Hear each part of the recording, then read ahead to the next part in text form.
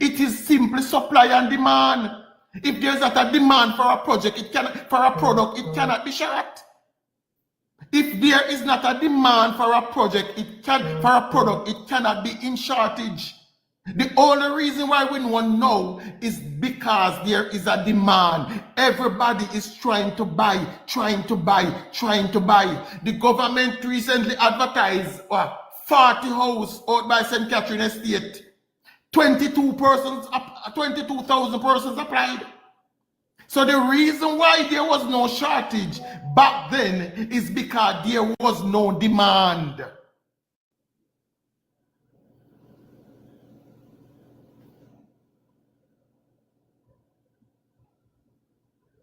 So the housing shortage right now, who is to be blamed for the housing shortage right now? For the demand being higher than the supply? For so vastly, the demand being so vastly higher than the supply. Is the PNP supposed to be blamed for that as well? You know who is to be blamed? Guess who is to be blamed? That may I ask. The Right Honorable Dr. Andrew Michael Coolness. Because it's because of his leadership why so much people are trying to buy a house. So yes, we will take that. My brother, ready again now. Ready again now. Take that. I'm glad you take that. I'm glad you take it, you know. Analogy again, because remember, say me an analogy man, you know. You're a parent and you have 5 pitney in your house. You have 5 pitney in your house. See? 5 children in your house. And the 5 pitney them hungry in your house.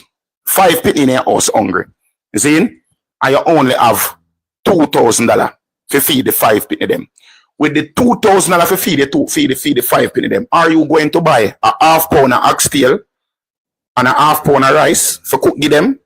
Or are you going to buy 3 pounds of chicken back and 3 pounds of rice and cook them? So everybody can eat and them belly full. No, me need an answer for that, my brother. Well, put it this way. If me have 5 people in my house, No, brother, me not talk about that. You can't change the hypothetical. The hypothetical is you have 5 pitney in your house. You only have, brother. You only have $2,000. Now you need to make you as a leader for that house, you as the breadwinner for that house, you as the stalwart and the patriarch of that house, you need to make the best decision to ensure that your children are fed with your $2,000. What are you going to do? Are you going to buy oxtail, half pound of oxtail and 1 pound of rice, so the pitney as them start eat are only one set of pitney go get meat and not some nugget? Or are you going to buy chicken back or chicken so that every pitney can get something to eat and guard them bed with them belly full? That analogy has nothing to do with house. Ready now, hold on. Ready now. Since as you want me block it down even further now. The government of this country have limited resources to create houses. To create housing in this country. This country we have right now, instead of making houses or building houses on land or building developments on land that are going to run $37 million, instead of spending 20 million, 30 million to put up a housing or to invest in these exorbitant infrastructure that the average Jamaican cannot afford or the middle class of Jamaica cannot afford, isn't it better? Hold on, isn't it best for the government to use the government itself, just like what China do, use the government itself and use the government to make the infrastructure instead of to outsourcing it to extreme capitalists? Isn't it better to use the NHT money, or is it to go and build housing schemes that are affordable, more affordable housing that the average Jamaican can garner, just like Michael Manley did, just like PJ Patterson did in the 90s? First of all, let me tell you, the difference is that no, it's simply this. The NHT build houses for a wide cross-section of Jamaica. NHT is not only responsible for these so-called average people. Let me ask you this. Doctors, lawyers, and professionals, don't they pay NHT? Just answer me that simple question. Do people who are doctors, lawyers, and do they pay NHT? Does not well on, let me go this. Doesn't people who can buy $130 million house, do they pay NHT? Question, sir. Yes, they pay NHT. I'm asking a question. So The person's buying. Hold on.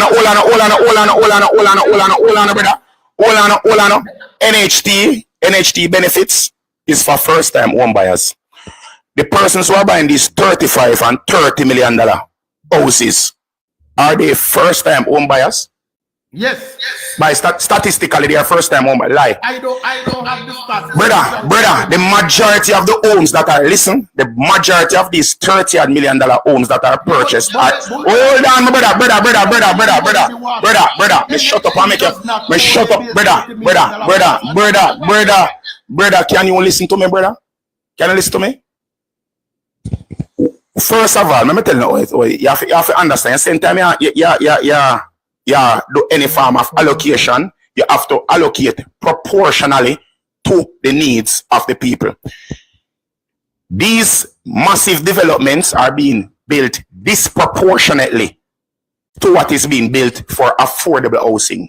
You understand? Brother, listen to me, brother. The statistics are there, bro. Brother, listen to me now, brother. Listen to me now, my G. Listen to me now, man. If we set so our broke it down like this now, bro. If a 100 house bill, Zane, if a 100 house bill, 60 of the house them probably bill at an affordable rate, and 40 of the house them a bill at the exorbitant rate. 40% of Jamaica can afford them house, yeah? Let me ask you this. Hold on, answer the question, brother. You can't ask me a question and answer my question, bro. Hold on, brother. You have to answer my question, brother. Brother, when you ask me a question, I answer, you know. And this will cause a breakdown in a communication, you know, brother. No, me ask you a question. Can 40%, brother, context is important because me I give the bread and potato or the something, I give the foundation of it. Your context is wrong. This is where the problem is. Brother, answer my question, brother. A simple question me I ask you, bro. I am going to answer your question, but it comes with a caveat. So answer my question first before you come with your part. If me ask you a question, when you ask me a question, hold on, brother, hold on. Alright, make us stop. We can't stop. Make us stop. Hold on. Make us stop. Brother. Whenever you ask me a question, do you say me turn on my mic? I'm just answer you and turn off my mic. When you ask me, brother, when you ask me about whether or not Andrew Wellness make the people them can have more, what me answer you, I say Ray, right? And then me turn off my mic. Let me answer your question. Please. It is simply this. I don't know the figures you speak up to agree or disagree. I don't have any numbers to say 60% or 40%. Alright, here we are going. You don't have the numbers. Fine, you don't have the numbers. Based on your personal, your qualitative, me not talk about quantitative. Hold on, brother. You know you have qualitative, I have quantitative analysis.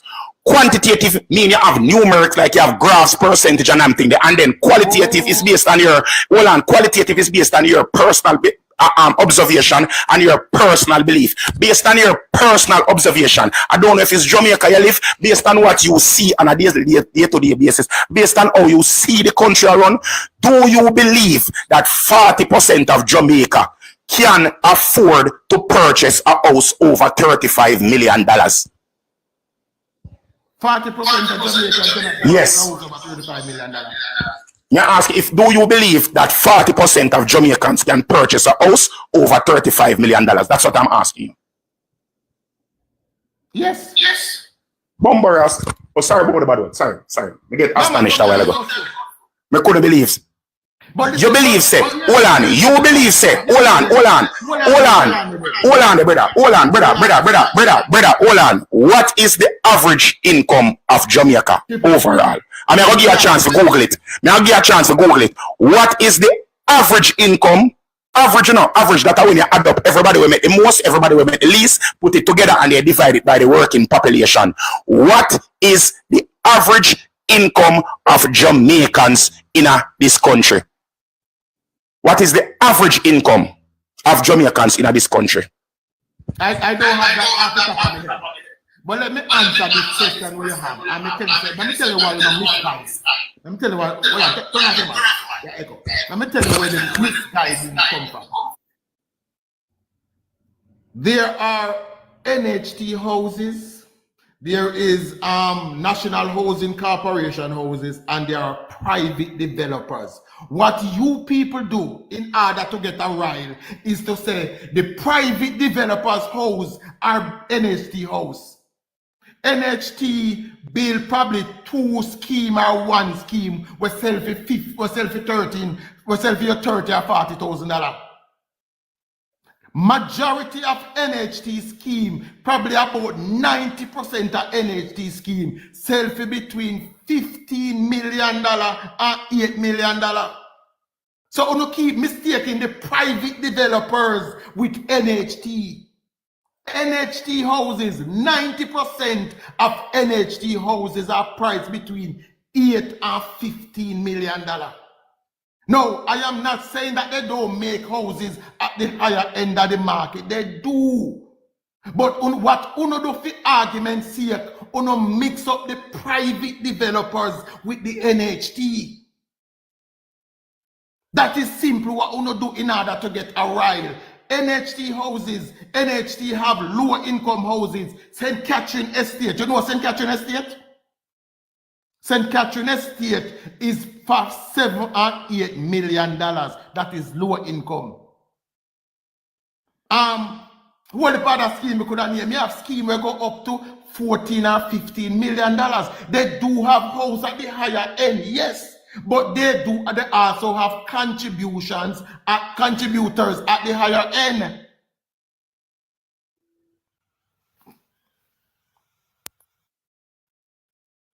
More to make you talk until I learn your point. You're saying that I am conflating NHT houses with private developers, right? Yes. All right, I am not conflating that. The Prime Minister of Jamaica, when he talks about houses that are built during his tenure, does he only speak of houses that are built from NHT? That means if he only speak I am asking you, when the Prime Minister of Jamaica, when Andrew Holness, my Prime Minister, your Prime Minister, all of our Prime Minister, when he speaks of houses that have been developed, that have been created, that have been built throughout his tenure, does he only speak of the houses, or does he only take credit for the houses that were built by NHT? Yes, the Prime Minister speaks of NHT houses. I said, does he only? But you do have. I ask you a question, Chuck, listen. Chuck,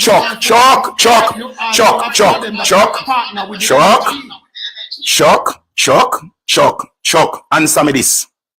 Let me ask the question straightforward, you know.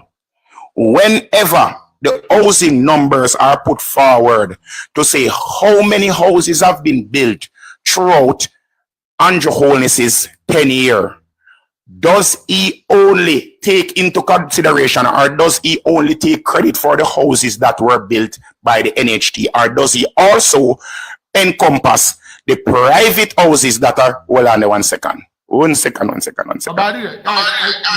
this hold on, man. Yeah, as me I say. Zin? All right. So now, he compiles all of the houses that are developed, whether private development, whether your personal, if me decide, hold on, brother, when housing numbers are complied, every single new development, every single new house is calculated in that development, and to say these are the amount of houses that are built. Brother, Chuck.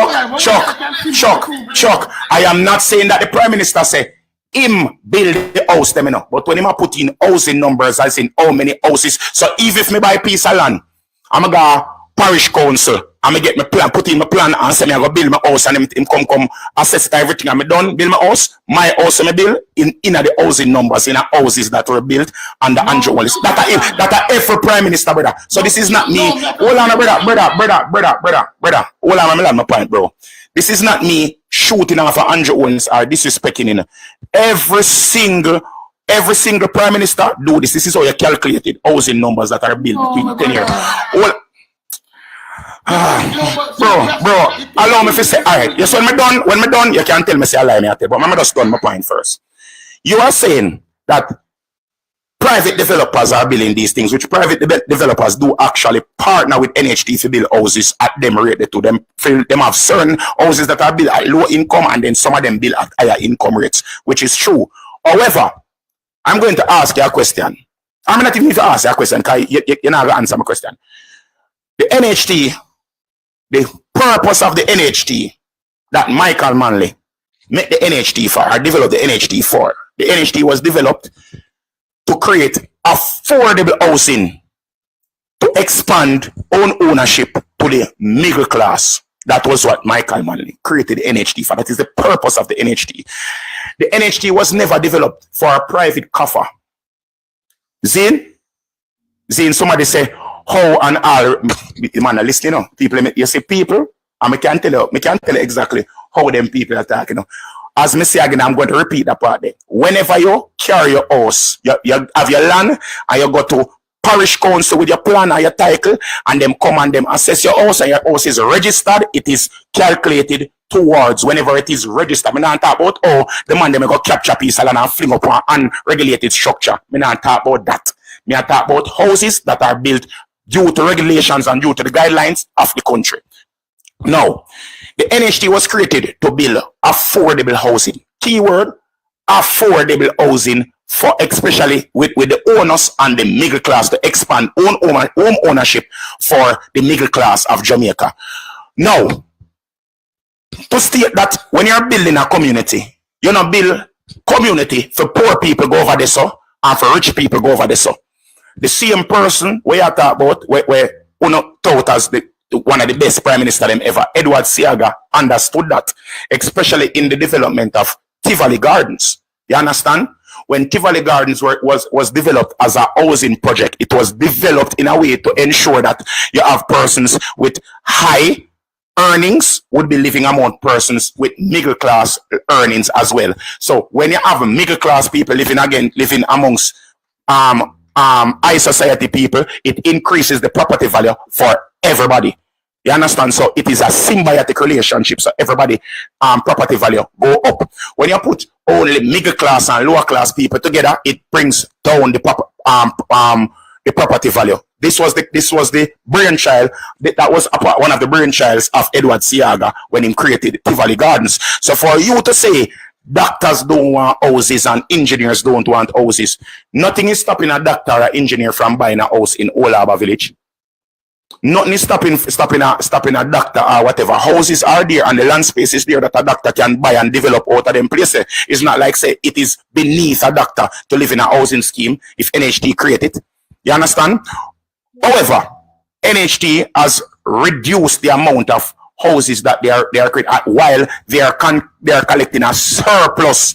More houses and more housing schemes can be developed if the same government, this is going to take more government intervention for the government to start using NHT money directly and not partnering with a third party who is going to seek a profit over this, and the government starts or the infrastructure of the country. The government should not depend on private entities to build up the infrastructure of the country. And the number one or the main infrastructure of the country is homes. That is what is most needed in our society right now, and that is affordable housing.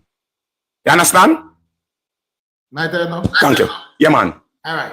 First of all, your statement about NHT counting everything, the Prime Minister counting everything as NHT, it is incorrect, sir. It is very incorrect. The Prime Minister counts NHT. I never said that, bro. I never said that. That's what you said. I never said them count it as NHT houses. I say every house that is developed is counted as a new home. Every registered house present NHT houses, both by NHT build directly and what them have between the public-private partnership. Brother, when the housing, alright, don't talk. Sit down and listen to you now, my time now. Right now, let me ask you this. because you seem to have a problem. When is it? When did the public-private partnership with the NHD started? Was that in 2016? No. That has been going on from ever since. NHD private with private developers. And since you go back to Manley, let me remind you of something where you probably don't know. NHT was started to buy some house when Manley friend make when couldn't sell, so him find a way to take taxpayers' money and buy them. Remember that. That is the first set of NHT house that was bought. Taxpayers' money buy a set of house where Matalan make and couldn't sell, so the government buy them from him and give them away. So that is how NHT come about. So get that in context first. Because one of those seems to know them local history there. Again, today date in this government, this NHT build more houses than the PNP did in their 18 years in office. The numbers are there to prove it. You don't have to listen to me.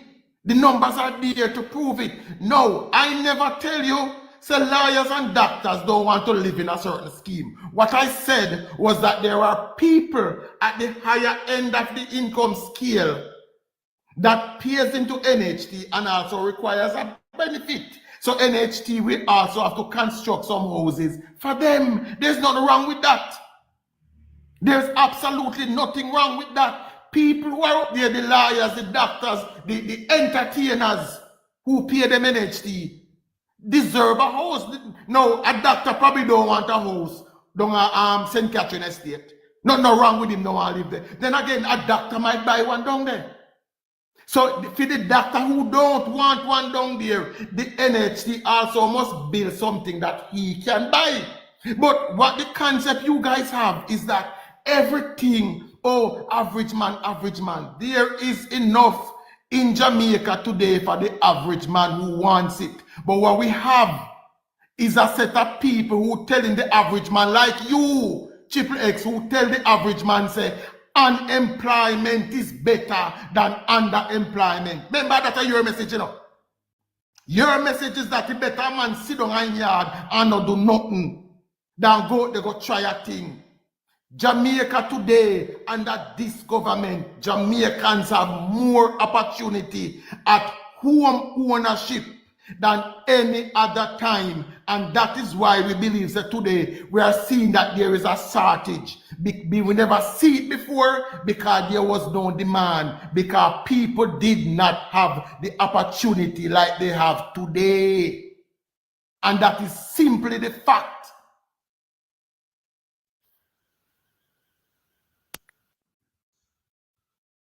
You have another phone with you? Or one phone you have? You have a next phone or a tablet? Me have phone, laptop, everything. Alright, me I go beg you do something for me. Me I beg you. Me I ask you as a well-thinking Jamaican, because you seem to be a well-thinking Jamaican. I'm going to ask you to go into Google right now and Google. What is the definition of underemployment? Come in and want to Google it and them say a lie me I tell. So me I ask you. First Google it right now. I beg you. Beg me, I beg you. Just Google it for me. What is the meaning of it? No. Me not ask you your meaning. Me I ask you for Google meaning.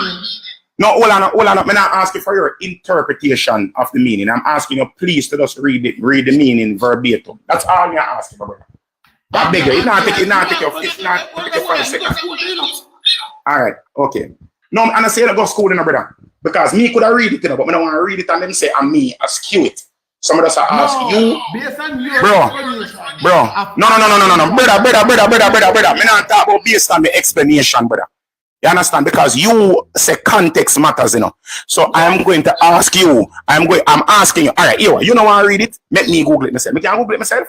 Since I don't want to read it. All right, I'm gonna Google it myself. Bro.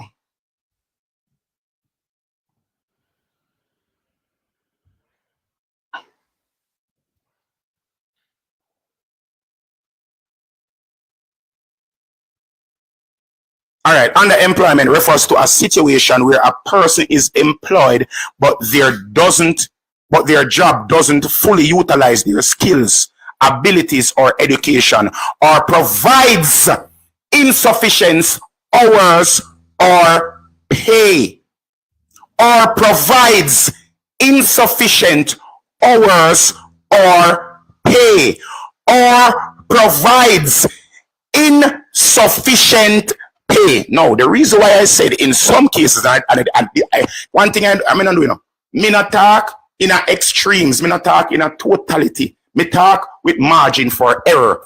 When I said that in some cases, it is better for you to be unemployed than underemployed. Let me set and flesh out this to you, because this seems to be the point that a lot of the JLP bloggers are running with. If I am going to work every single day and I am earning $10,000 a week to go to work, and it costs me $15,000 or $20,000 a week to go to work for and only earn $10,000 a week, does it make sense for me to actually go to work for the $10,000 if my only source of employment or the only income that I am getting is this $10,000? Does it make any sense for me to go to work? And it's hold on, brother, I'm done the point now, bro.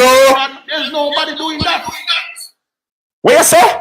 There is nobody doing that. What you just say a while ago, my brother? Me say nobody now do that. Brother, I see it. Me tell you, say, you see, uno out of touch. You see, you guys are unable. Hold on, brother, I'm done talk. I'm done talk. I noticed something. Hold on, I noticed something about the Jamaica Labour Party bloggers, especially the bloggers that are in the, I don't know if you're in the employ or if you're just in the yoke of the Jamaica Labour Party. You guys are unable, oblivious to the term of abstract thinking. Abstract thinking is when I can think outside of myself. Only, hold on,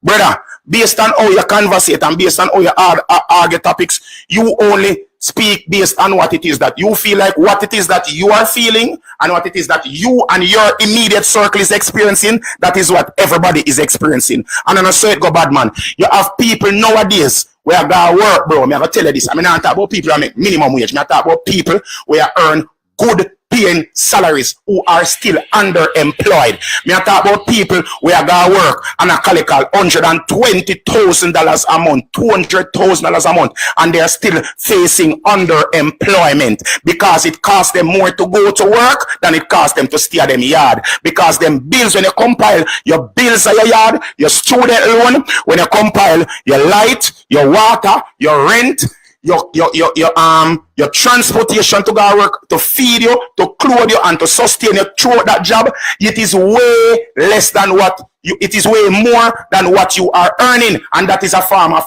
underemployment as well. So you believe say every single body out here where you earn money, I earn more than enough to go back and work every day? May I ask you that question there?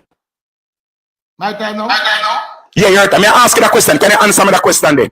Please, do you believe that every Bumbo, you're not even listen to me, so what is the sense you have the conversation here? Now listen, I want you to listen. I just want you to listen to the question. The question that I am asking you is this, bro.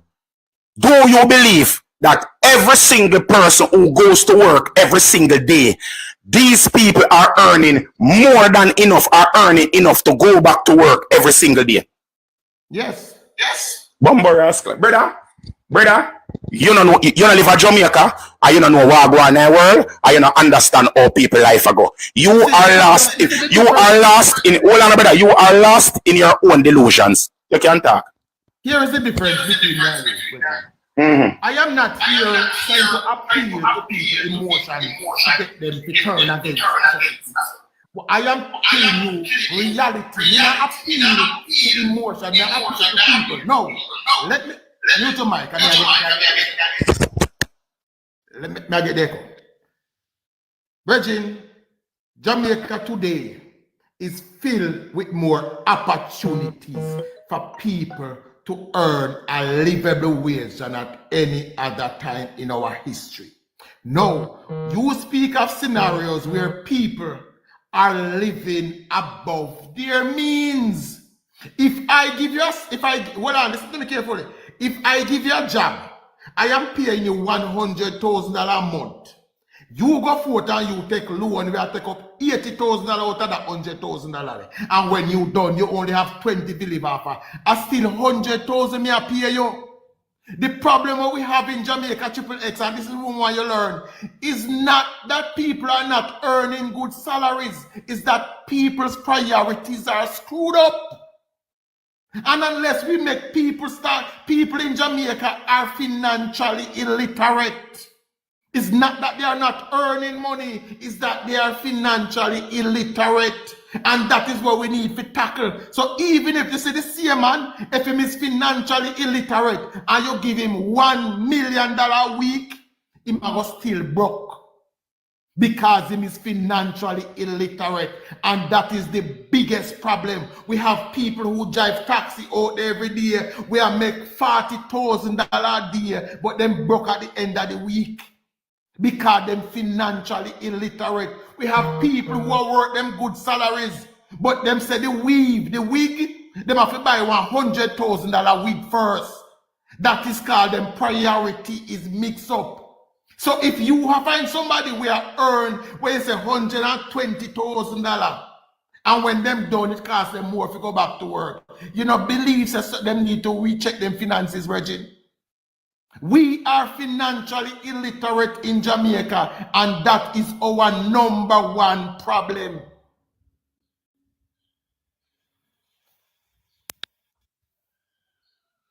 My time now? I remember brought down a salary for you. I'm going to show you. We have a young lady, she named Jasmine. Young lady named Jasmine. This is a hypothetical person. Jasmine went to the University of Technology and did a Bachelor's of Science in Business and Business Management. Zane? Or probably education, whatever. Probably early childhood, which no job not really there for early childhood development. She did that degree in early childhood. Whichever degree she do a job. Can't find a job with her skill set. End up get a job at a call center. The call center where she working appear 60,000 Jamaican dollar a fortnight. $30,000 a week. This is twice minimum wage. However, Jasmine has a student loan to pay back every month, 40,000. 37 call it $40,000 a month for student loan. Right after the back, that $40,000 per month coming out of Jasmine's $120,000 minus taxes and everything. So minus taxes after the 120, she probably go home with probably about 103.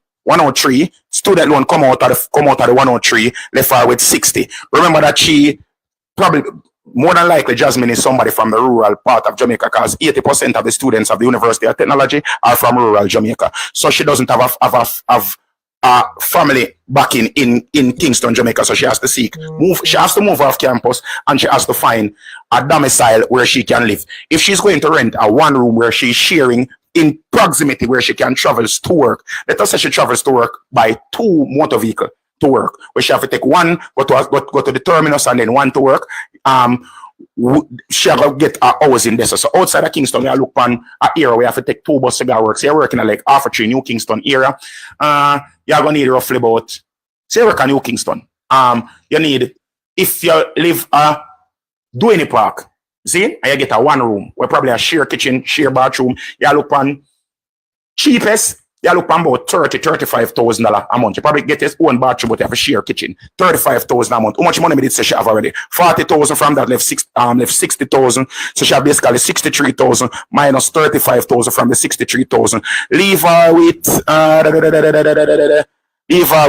28,000. Out of the 28,000, she has to go to work. She has to go to work, take two modes of transportation to work each day. The 2 modes of transportation she take to work each day is 150 from Duane Park to Half-a-Tree, 150 from Half-a-Tree to New Kingston. That is $300 go, $300 come back. That is $600 a day for transportation for the week. Times 5, 600 times 5, that's $3,000 a week. For the month, that is $12,000. So $12,000 from $27,000 is, somebody with the maths, quick and fast. $12,000 from $27,000 is, somebody the maths, is $15,000. So she have $15,000 left. Out of the $15,000, she can't buy lunch, obviously, out of that. So she has to find food to go to work throughout the week. The food that she has to go to work during the week. Let us say, hypothetically speaking, the cheapest she can buy groceries for. People who buy cheap groceries now can know. So you can buy turkey neck or chicken neck, or you can buy chicken back, or you can buy liver and kidney and them something. And if you only buy rice and flour and meat alone with probably a little bit of seasoning, you look on the cheapest philosophy for the month is probably about $30,000. How much money we have left, guys?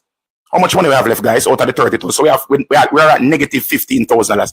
Plus, you have to take in consideration feminine products, because a woman, you have to have personal hygiene going to work. So you have to take into consideration feminine products. So out of the feminine products, you look on at least $10,000 a month for hygienic products. We are look on $25,000 in the negative already.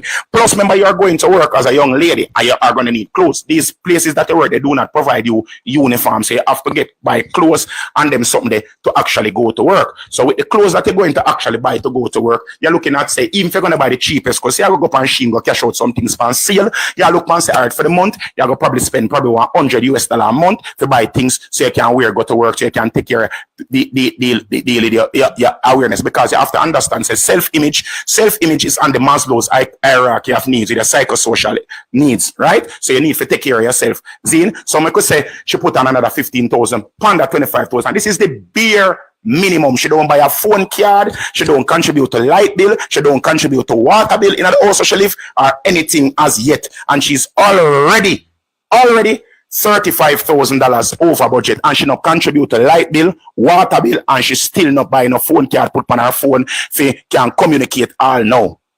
So what are you telling me? Say underemployment is not real. Where is the $100,000? Hold on. Where is the $100,000 a week that this young lady buy? Where is the $15,000 or $20,000 nails that she buy? Where is the night up a Mecca? Hold on. Where is the night up a Mecca or Taboo? Where is she going out to eat at a restaurant and all these things that you're talking about, that people are financially incapable, people are financially illiterate? Where is it? Where is it that you're talking about? And this is an average individual in a brother. This is an average individual in a brother. I cannot justify your scenario. We can justify that scenario. So you see a fuck me attack then? Yes, your scenario. Alright. Fuckery. Utter fuckery. Alright, me don't talk. Your scenario. Your turn to talk. That is not reality, my virgin. Let me tell you, let me give you the reality. You see that woman where you describe, she earn a pay there, her first duty is to find somewhere affordable to live.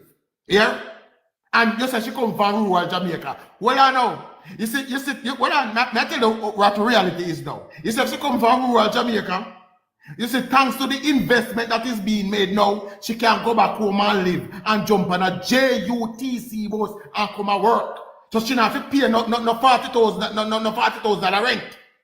JUTC bus now going to all rural areas, Portland, St. Thomas, Clarendon, soon Mandeville. Right? So I assume now that in your scenario, she come from Westmoreland, you're going to move her now to match it, you know. You're going to move her now to match the scenario. Now, thanks to the appeal, thanks to the investment, she can go back home now and live, and then she bring up herself. So that eliminate the $30,000 rent we are talking about. Remember, we are talking about being financially smart. That's what we are discussing in your scenario. And your scenario may break apart. So because the government are investing in the road infrastructure, she can go back home. And she can jump on a JUTC bus and come and work. The fare on a JUTC bus is so much? $50. We have fixed your scenario because your scenario is extreme. So we eliminate the $30,000 because she gone back home. So she can save some of that. We eliminate the $600 transportation we are telling you about because based on where she lives, she can get a JUTC bus and come in. So that eliminate all of that. We are speaking about being financially smart. Now, you mentioned clothes. She don't buy clothes every month. So you can't say she add another $15,000 a month. She now go buy clothes every month. I know every month she go buy clothes. So we have fixed your scenario because your scenario is to the extreme in order to appeal to people's emotion. Your scenario is not grounded in reality. So she moved back home. That eliminate the $30,000. That is being financially smart.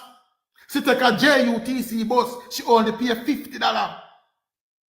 That is being financially smart. Now you say student loan. The average student loan payment right now, thanks to the reduction that has been made in interest rate, is between $18,000 and $25,000. Not $40,000, you say. You can check. thanks to the reduction in interest rate, the average student loan payment now is between 18 and 25,000. Some of them less. So that cut under that cut $15,000 for the student loan. What you say? You see, so your scenario not even match the reality of people. The scenario not working out.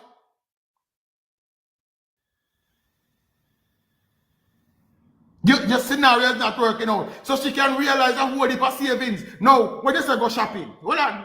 When they say go shopping now, me tell you, one of the problem with people, some people have coronation market money, but believe they must go shop a la Sushan. That is the problem with most people. You have coronation market money, but you believe say you must go a la Sushan. Go which part your money can afford. If a downtown wholesale money you have, shop a downtown wholesale. That is being financially smart. That's simple, them something we are talking about. You know. So when you're coming with an extreme scenario to try to appeal to him, you know, I know say it work, imagine. I know say it work. My reality, other people's reality is different. The family. Go ahead. Chuck, I could put it in your terms. I'm going to try my best to accommodate everything we say a while ago. I'm going to work it on your terms. Let us say she live at St. Thomas. Come on, put her away at Westmoreland. Can you say JOT run from St. Thomas right now, right? And she work at call center. The first week when she go to work, or the first 2 weeks she go to work, she reach her work early every day. And she get a bus, and she go home from work every day for the first 2 weeks. Wonderful. Warm to the next 2 weeks when she go on night shift.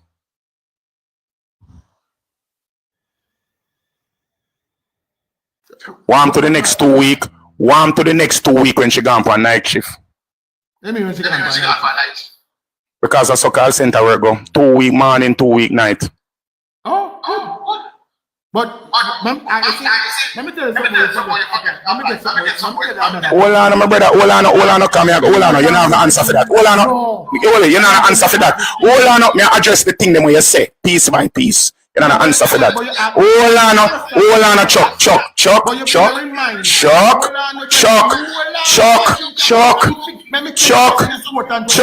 All right, go on, talk. Tell you something what you forget. It is into chewing now. I got chewing law. Jamaican labor law states that any female working after 6 o'clock is to be transported to work. Majority of these call centers have buses that pick them up and take them to work. Come again, Chuck. Within a certain proximity. So if you live at St. Thomas and you put St. Thomas on it for the work on New Kingston, you not get the job. No, that is not true. St. Thomas is not. Listen to me, Chuck. Hear me I say. Listen to me, Chuck. You're not the no call center in Jamaica, not having a bus to drop nobody out of St. Thomas from New Kingston. None whatsoever, my brother. So guess what? She out of St. Thomas, brother. She not go get the work. Hold on, brother. She not go get the work none at all. Now, let me tell you about average student loan, my father. You see, the average student loan is calculated. You see, when you calculate averages, you don't, it's not a totality. When you say $25,000 for your student loan payment, averages are 15 or 18. They calculate the persons who also take 1 year student loan, 2 year student loan, 3 year student loan, 4 year student loan, and then add up everybody we take student loan, the amount where everybody is paying back, and then they divide it by the amount of person that they calculated. That is how you get the average. So for the persons who did 4 year degrees, which is a 4 year degree up by the University of Technology General, when they get a 4 year degrees, you're more than likely your student loan is going to be above the average. Because remember that the persons who only take 1 year of student loan, their payment is factored into the calculation as well. Now, also, You know that when you go home to your yard, and you live at your yard, and your parents, them send you to school, and you're there at the yard, you know you're going to have to contribute to your yard as well, correct? So that's another expense. You know that, correct? And you notice that, hold on, my brother.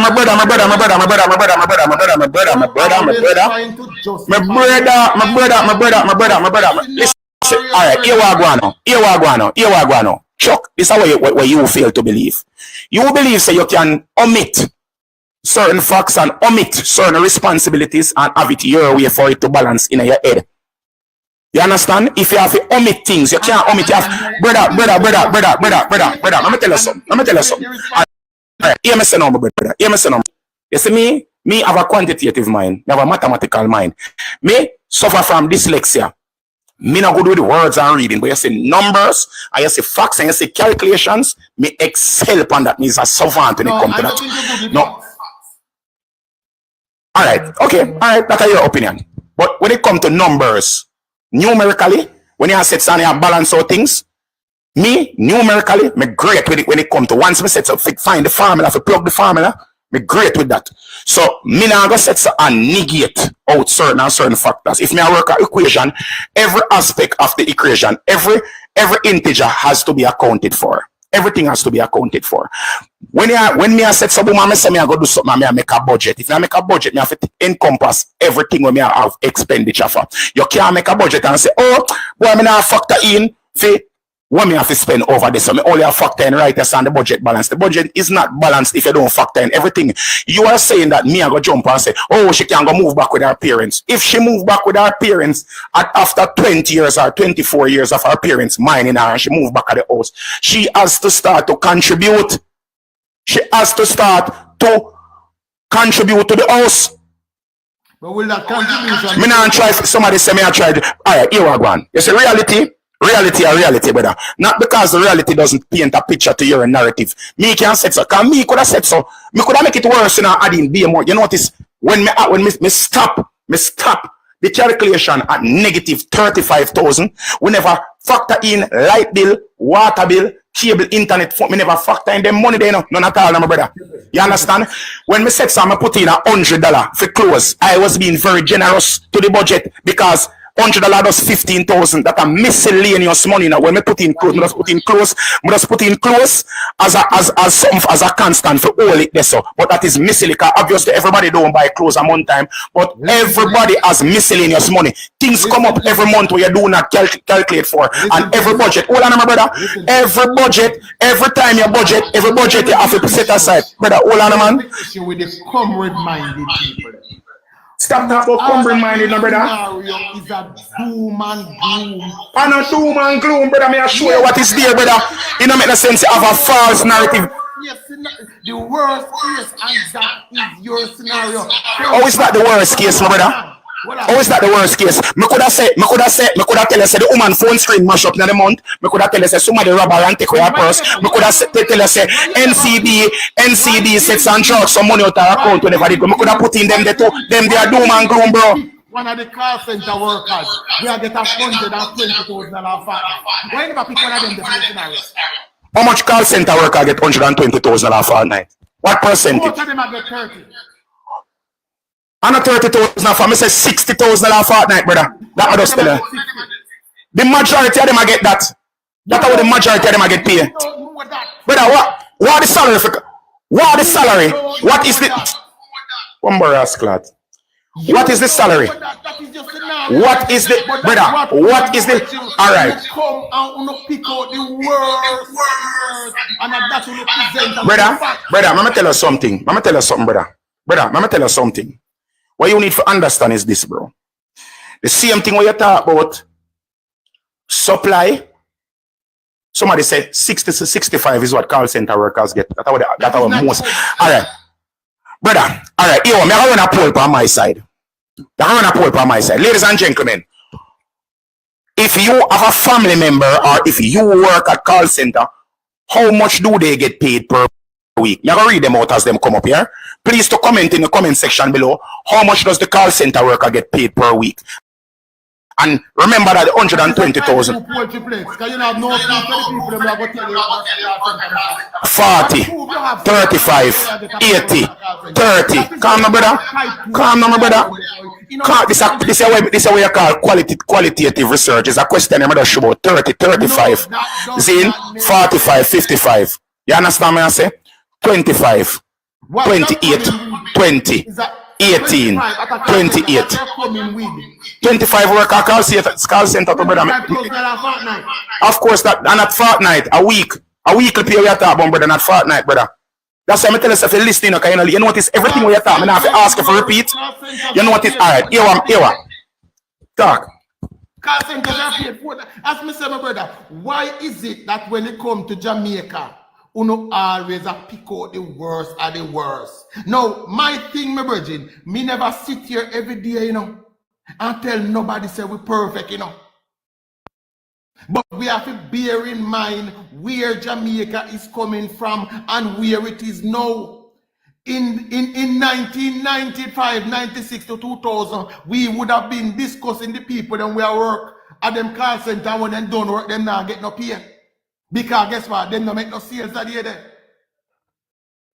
Who mute Brian? Bring back Brian Myers, man. Don't mute him. Listen to me. That's what we would be discussing back then. Now we have people working at a call center that is expecting them salaries. Right? Jamaica change now, my virgin. And idea if you come on social media and find the worst of the worst scenarios to tear it down is what me have a problem with. That is what me have a problem with, because all our scenario is ever the worst case, right? No, I believe that right now we have a prime minister, we have a government that is doing its best to change the course of Jamaica and Jamaicans more than it has ever been done. We are building back a middle class where the People's National Party destroyed. Back in the 90s, we never had a middle class. The Prime Minister then, P.J. Patterson, is quoted as saying that at the end of the 90s, a brand new set of poor was created in Jamaica. The middle class was abbreviated back then. We are now rebuilding our manufacturing sector. We are giving people a chance to upskill themselves more than ever. Training at heart is free. There is no guarantee of a student loan. All of them, something that is being fixed. So we have to judge where we're coming from to where we are today. You can tell us something, my brother?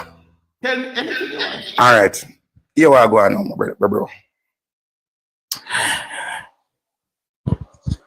In the early 2000s, come here, go piece by piece. I'm beg you, please give me piece by piece, because I don't want to think that I'm talking about doom or gloom. You just stated that the Prime Minister is doing the best that he can. And I agree with you.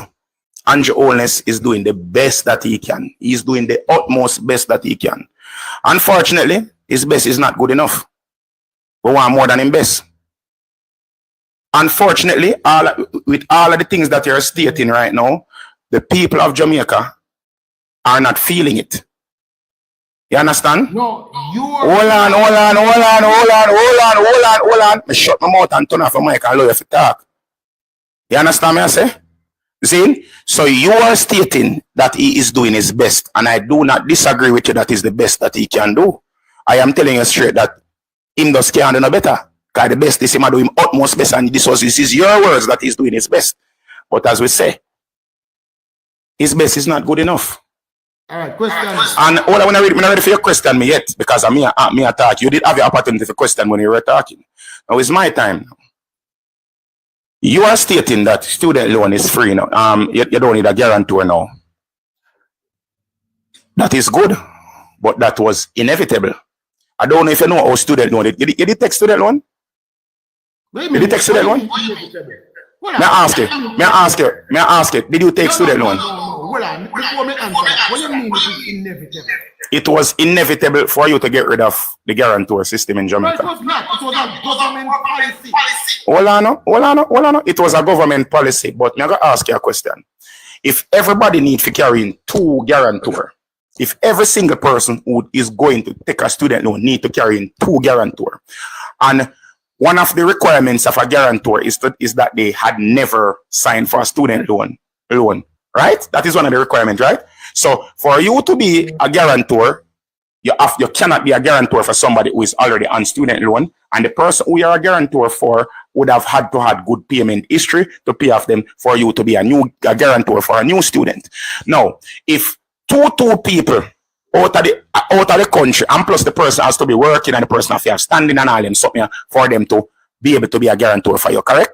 So if two people have to be a guarantor from the inception of student loan up until now, don't you feel like the country would have run out of viable guarantors inevitably? No. So you know, believe say if each person that takes a student loan need 2 persons who meet the requirements and meet the requirements to be a guarantor, you don't believe. This is what I tell you, say maths, because say you seem like you're a history buff, but mathematics you're really so good at. It is normal probability, brother. You say normal probability. If you are hold on, brother. You have a hold on, brother. You have a finite. Hold on, brother. Remember don't talk now. Remember don't talk there, bro. Bro, remember don't talk now, bro. Brother, me can talk. Can I talk? Brother, can I talk? In the 90s and the early 2000s, they never get rid of it. Because, listen, brother, because it never run out of guarantors yet. So when student loan, hold on, brother, listen to me. Can you listen to me, brother? Can you listen to me, brother?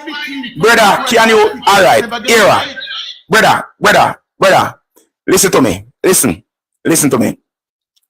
If you have a mango tree and it a bear mango in your yard, while mango there you can yam 2 mango a day every day.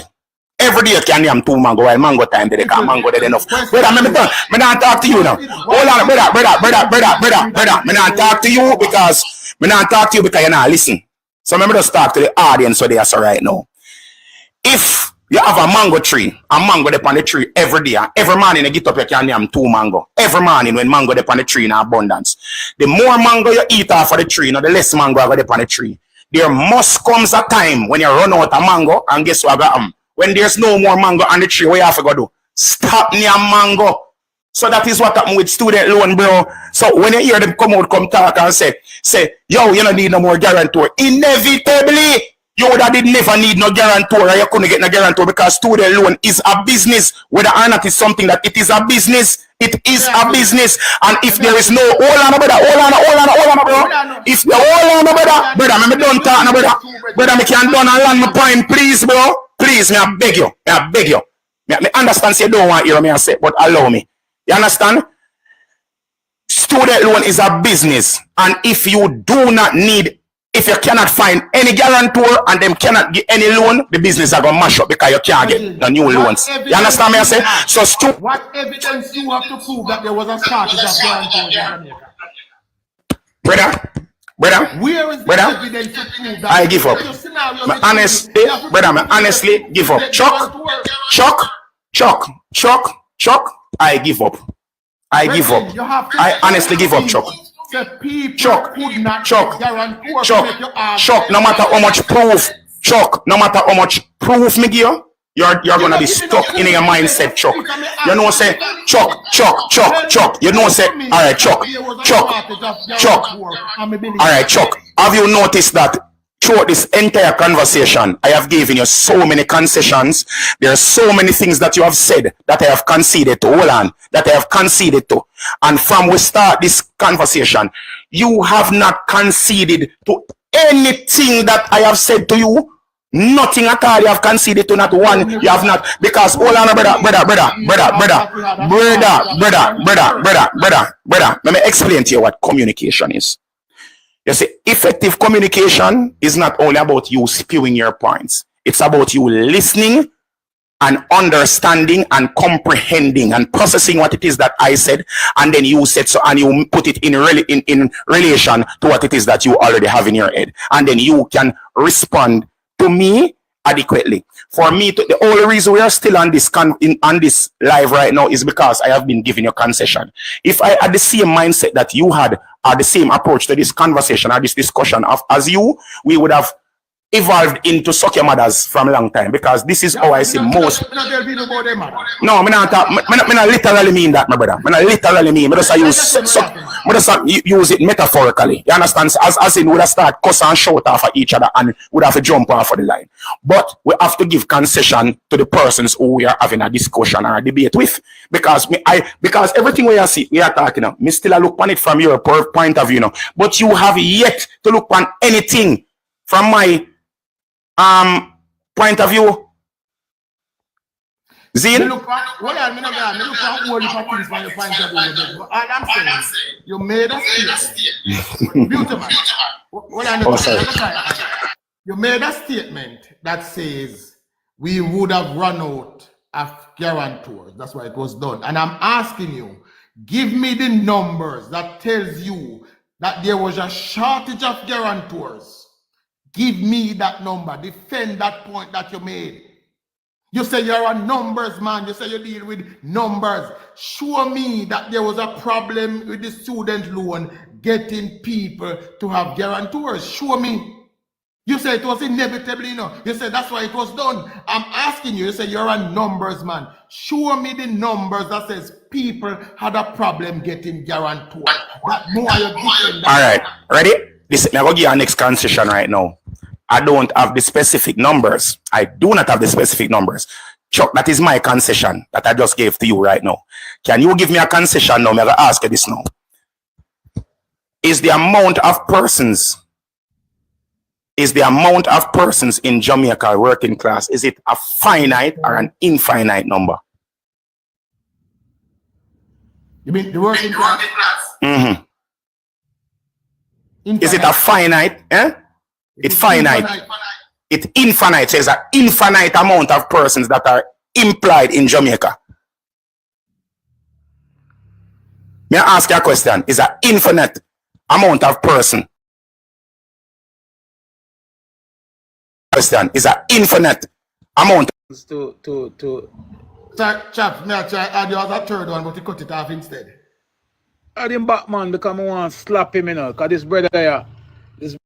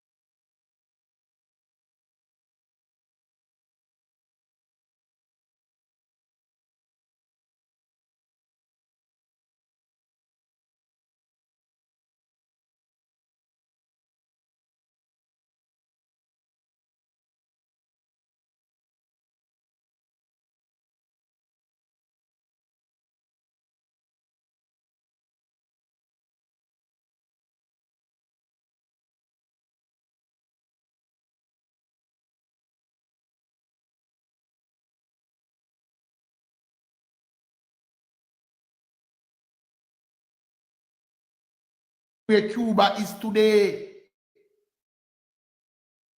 But we make a move. Why we never did it? Because we elected in 1980. That is what saved us from being where Cuba is today. So we could have been there with one simple decision.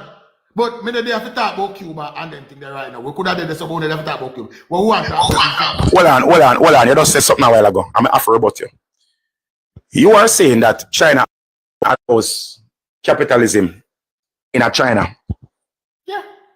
There's no capitalism in China. A government sanction development, government sanction trade. The government get a part of everything. Everybody work. He said some people get a bigger stipend than some people get a bigger payout than some, and they work off a reward system. The only reason Cuba's economy is not the same, or don't have the same exact practices as China, is because China has resources that the world needs. The only resources that the Cuba. Hold on, brother.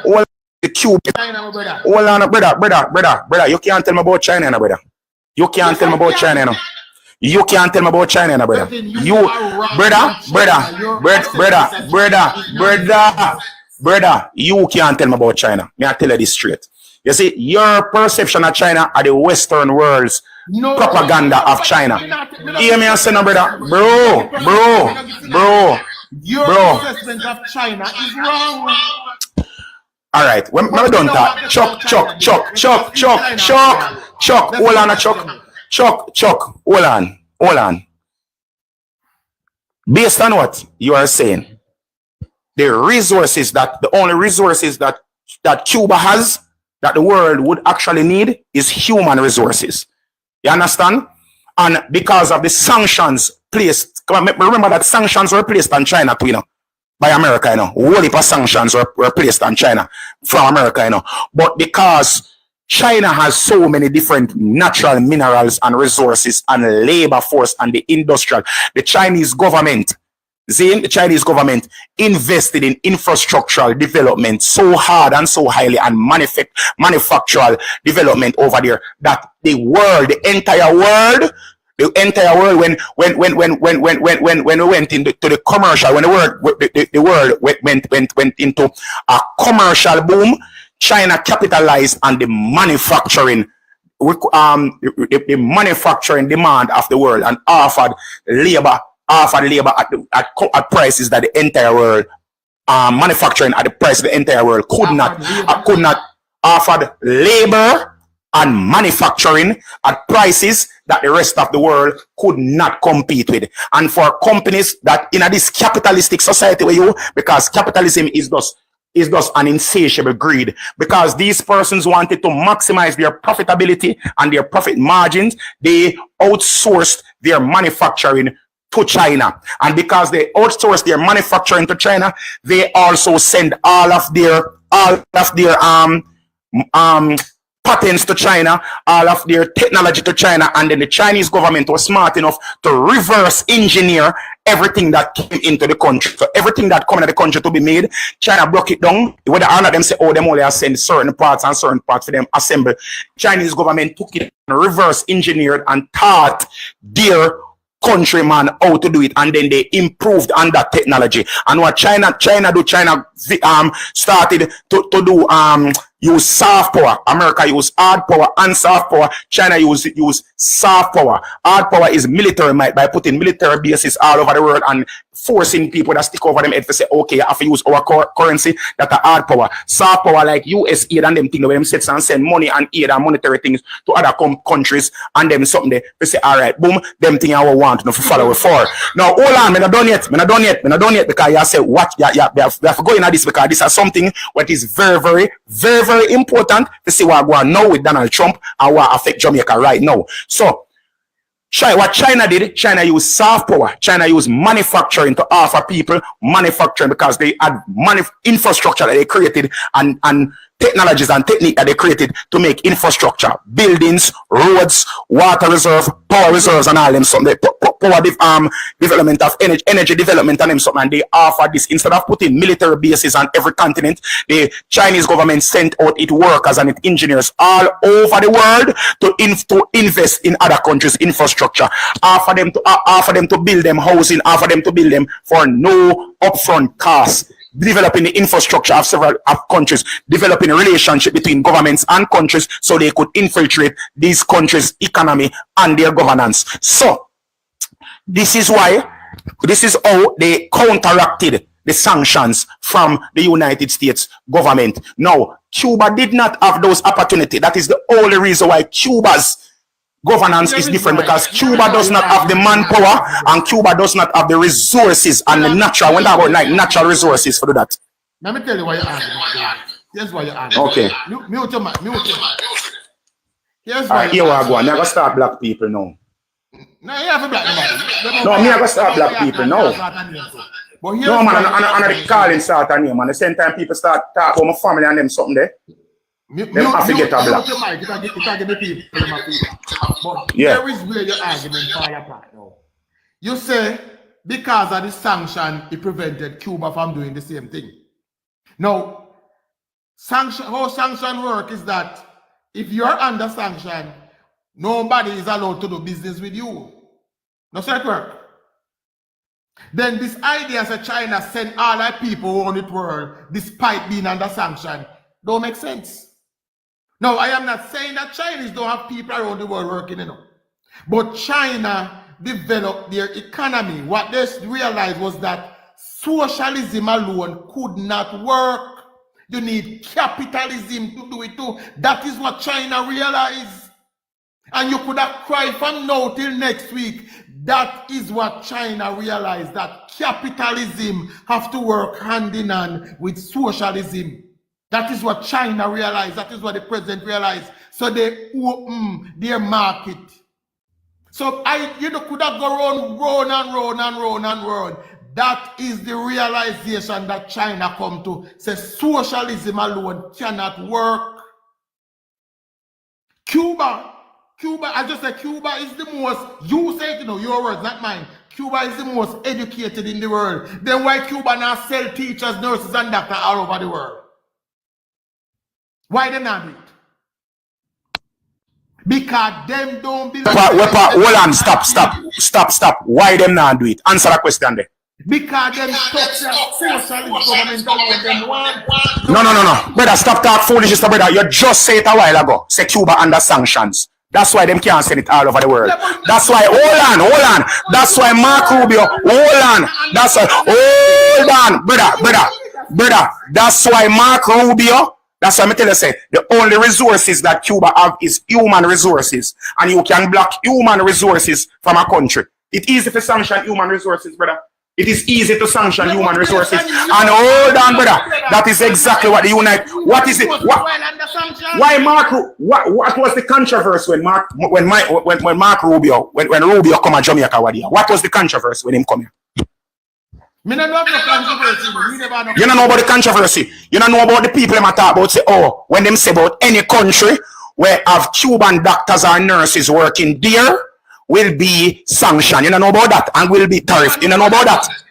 You don't know about that. Jamaica don't have a problem, sir. Jamaica. Me ask you a question. You don't know about that. When he came here, brother, you never know about that. You never hear when Marco Rubio come out and say that. Huh? Jamaica had a controversy when Marco Rubio. Brother, me say what was the controversy when the man come here? That me ask you a question, brother. Don't ask if Jamaica have no controversy. What was the global controversy? It was about manufactured controversy. That was a manufactured controversy. There was no controversy. Brother, me not tell a line out. You see the way you own a reason on a major in the minor, bro. On a major in the minor. You're on a major in the minor. Brother, on a major in the minor. Alright, here we go on. Alright, no controversy. Remember dash the word controversy. It was manufactured. This is another concession me do. Manufactured controversy.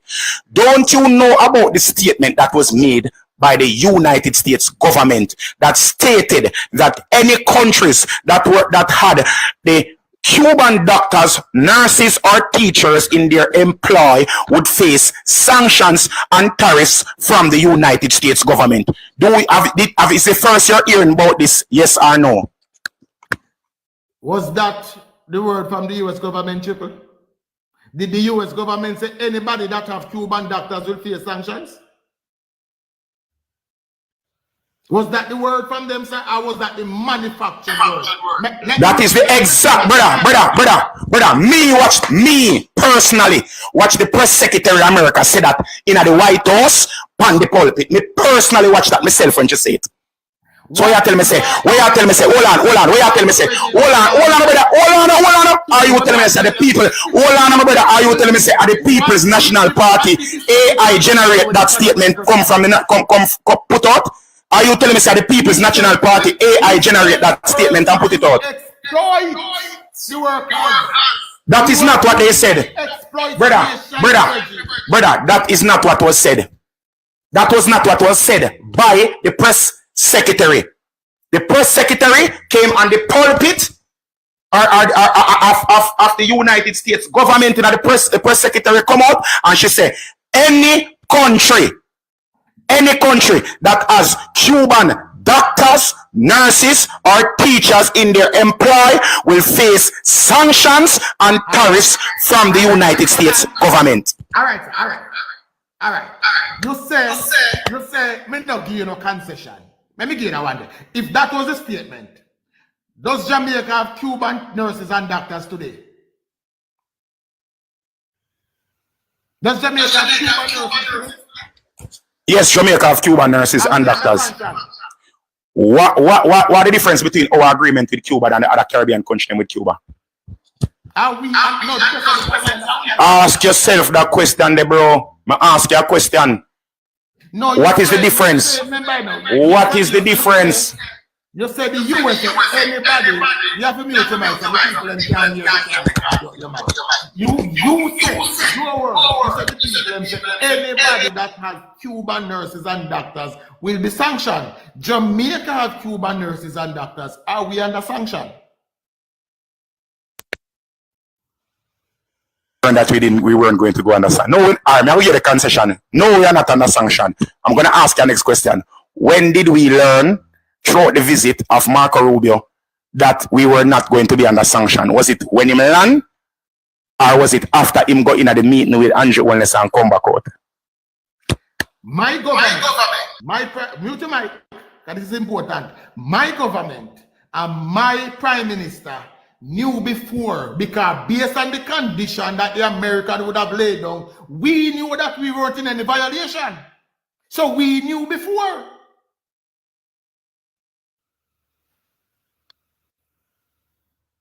Government, it didn't say anything about exploitation. It used the government's exploitation, the Cuban government's exploitation. It used the Cuban government's exploitation as is, you know, why them come up with that? This was, when them talk about exploitation, is 2 days after the statement was made by the White House. 2 days after the statement was made by the White House, when them come back with something and say, oh, the reason why they're doing this is because of Cuban exploitation and all them something there. When you need to understand, you see, them something here, brother, them something here go run deep. You see me? You see me, when it come to, like, me know, you see, international history and political history internationally, them things where me really and truly, me probably focus on it too much. Because my bridge them always tell me say, no, me not say focus on it more than you know. I am never, me not compare myself to you, my brother. Me not compare myself to you. Me just make a statement about myself. It's not a competition. You understand? The two of them on a mission right now of educating our followers and our viewers, correct? It's not a competition. I know me win or you win. We're just having an active discussion. Nobody now go win. You understand? You are stating your views. I am stating my views. I am giving concession. I'm trying to understand where you are coming from. And I hope that you can give me the same benefit of understanding where I am coming from as well. You understand? So, when we over here, so, and we are talk, bro, Zane, we have to remember that there are a lot of extrinsic factors that affect all of them things we have seen going right now. These are not just cut and clear. Say, okay, this is this and this is set. There are a lot of extenuating circumstances that cause these things to come to fruition right now. We are seeing in our day-to-day life. You understand me, brother? And there's a whole heap of things that is much bigger than we. We do not know the discussion that was had between Marco Rubio and Andrew Wellness. We see we slapped with 10% tariff yesterday. And based on what all economists were saying internationally over the past 3 weeks, the entire world know that these sanctions and these tariffs were coming. Marco Rubio come out and me blame the Jamaican media because the Jamaican media did not even ask these questions when they had the press conference. They might ask be a foolishness. They might ask Marco Rubio when them come turn up in front of them, when them get the man, the meat, and them get the meat and the potato. See? Fi ask the people them what was going on or what were we supposed to expect. Nobody never asked that about tariffs and them something. See? And me can guarantee, me can guarantee, I strongly do not believe Andrew Holness had that discussion with Marco Rubio either. Let me ask you something. Go on, my brother. Does Jamaica have tariffs and stuff coming from the US?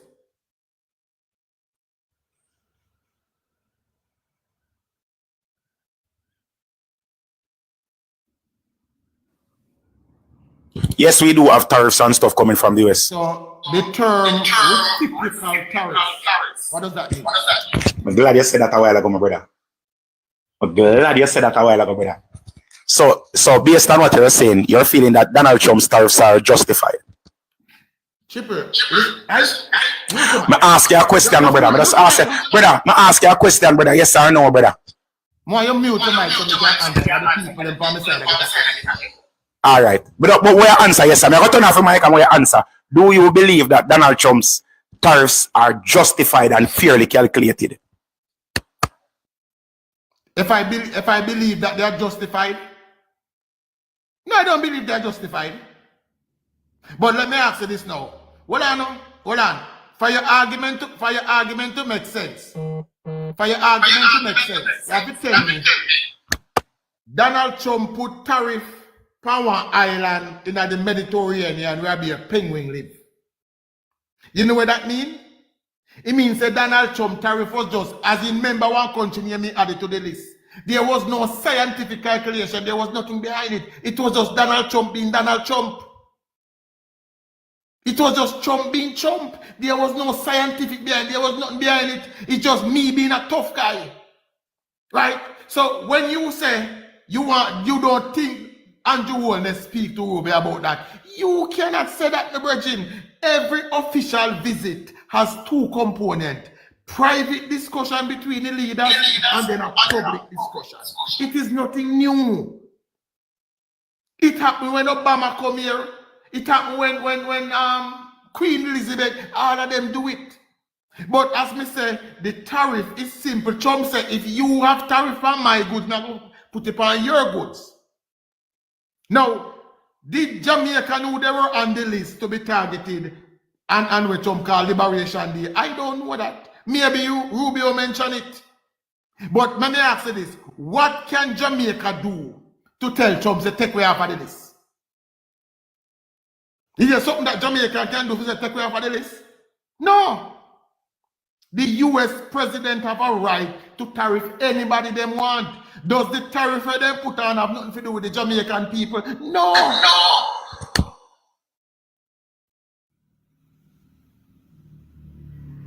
You have to look. The Jamaican people are business with the tariff. Tariff belong to the end users. Tariff belong to the end users. End user pay tariff.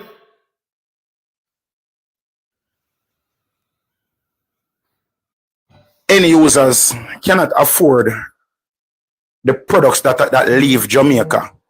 You don't think it's going to affect the economy of Jamaica? The producers of these products in Jamaica would depend on our already struggling economy, our economy who is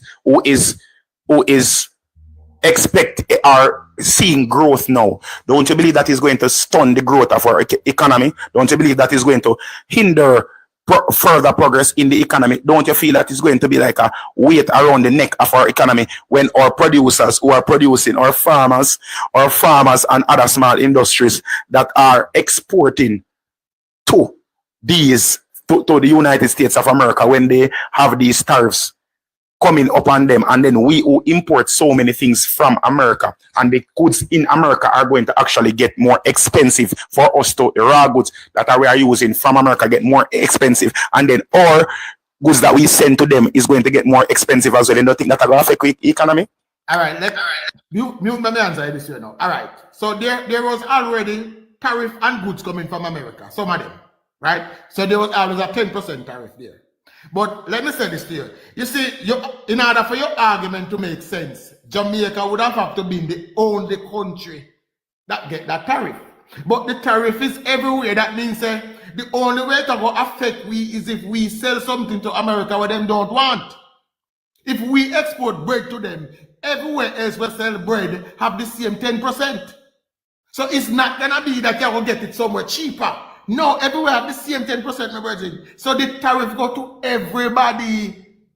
So if me sell you something and something where you need, you're gonna buy it from me same way because going to Trinidad now making it cheaper because Trinidad have the same 10%.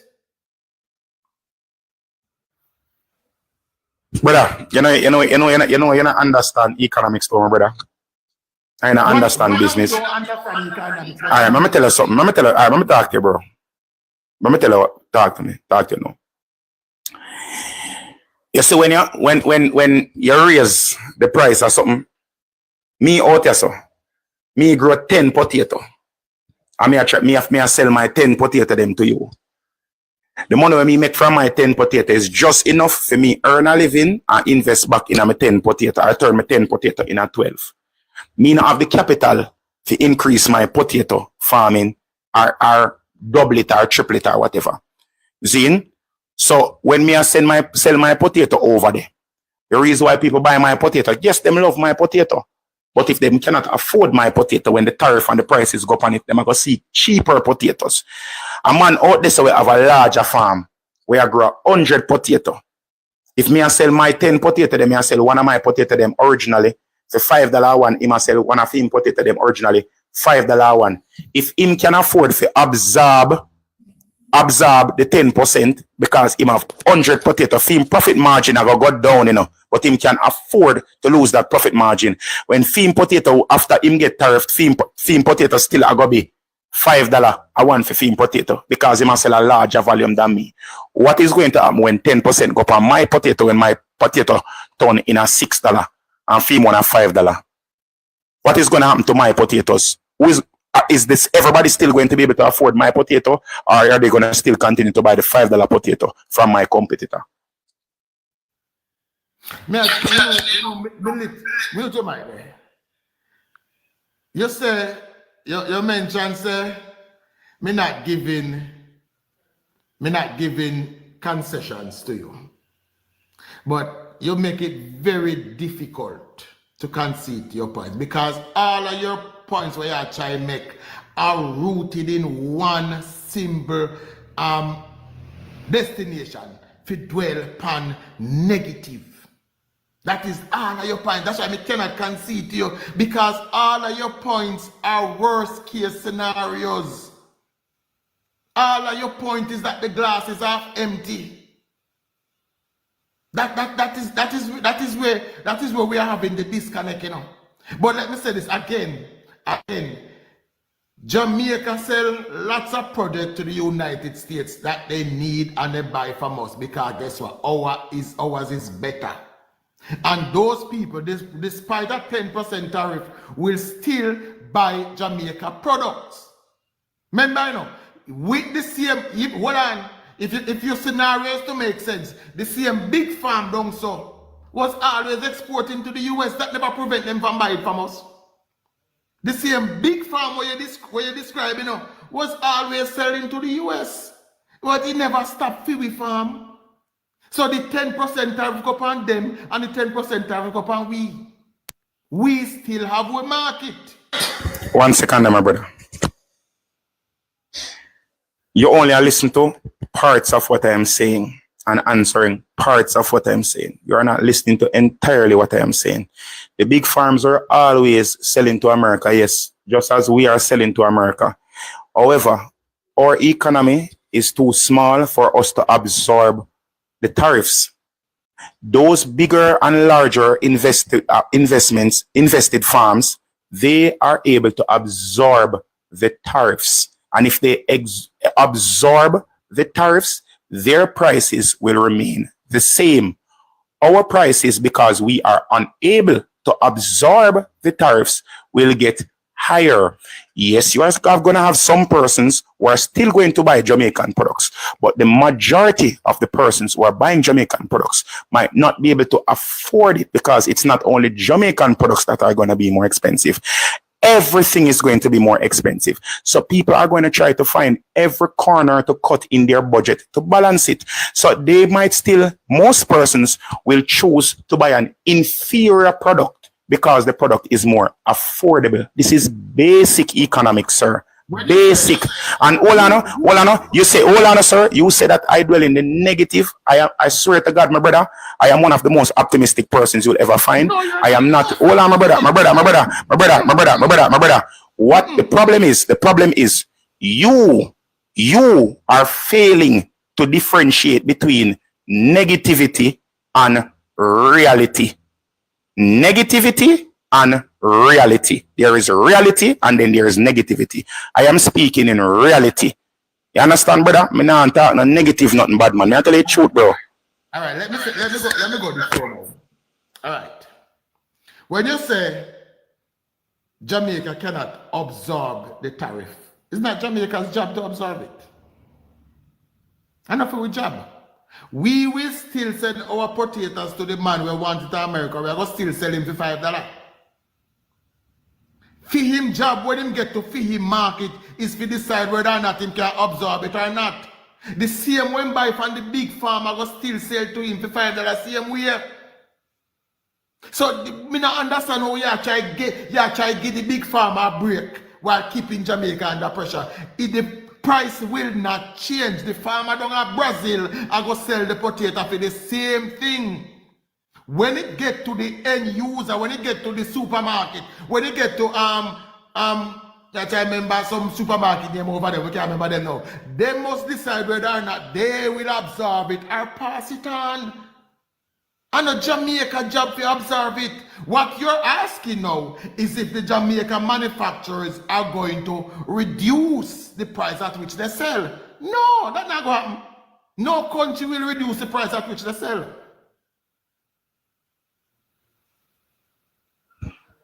How did China become a first world country? The country, which country you say take Jamaica come get from Siaga and take them Singapore. What did Singapore do? Forget them. No, Singapore large now manufacturing, right? Singapore large everything. All right. So how does Singapore compete on the international market? How does China compete on the international market? You know what Singapore Hold on, brother. Hold on, bro. Answer me now. How do they compete on the international market? If everybody is selling at one price, how do they get an upper hand on the rest of the international market? Cheap labor. By reducing the price of their labor, correct? Cheap labor. And reducing the price of the goods that they produce, correct? No, they don't reduce the price of the goods. So hold on. So the cheap labor, when the labor is cheap, when manufacturing is cheap, in turn the goods not get cheaper. But cheap, hold on, my brother. Me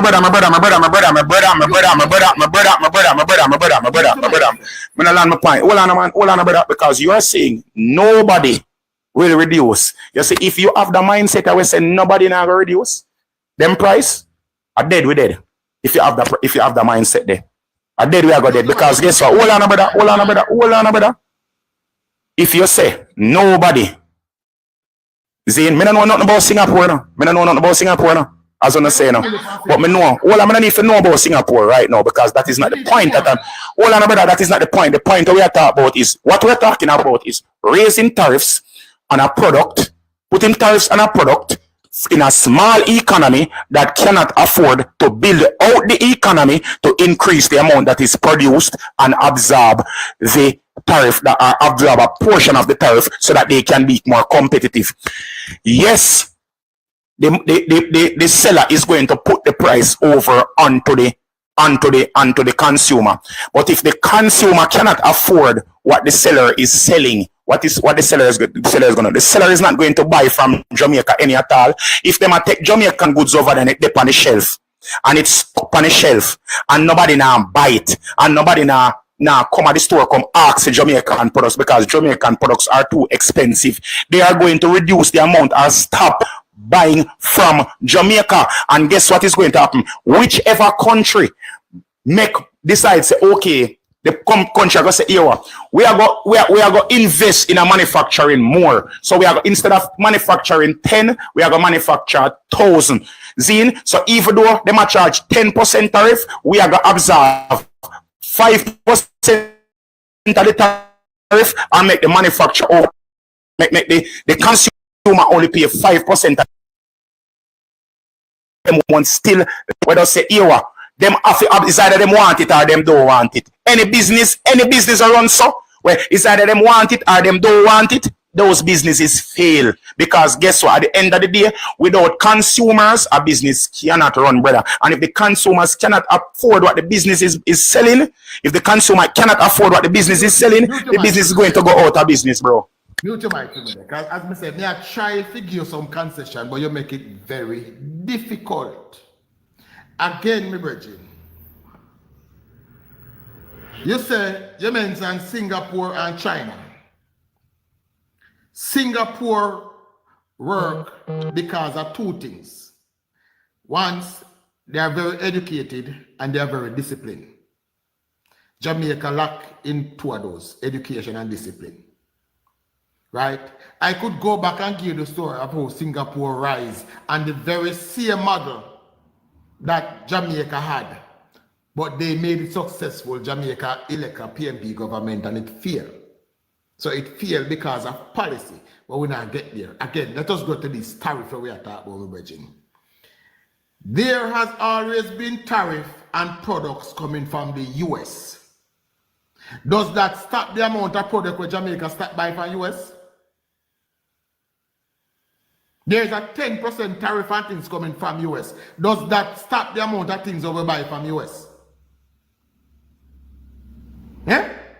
A question, just answer me. Does that stop the amount of things we buy from US?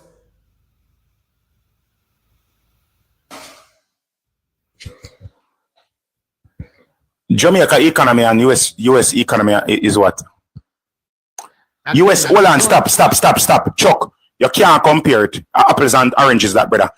Jamaica, US, the United States of America is our number one trade partner. Number one. The US is our number one. We do the most trade with the US. Hold on, brother.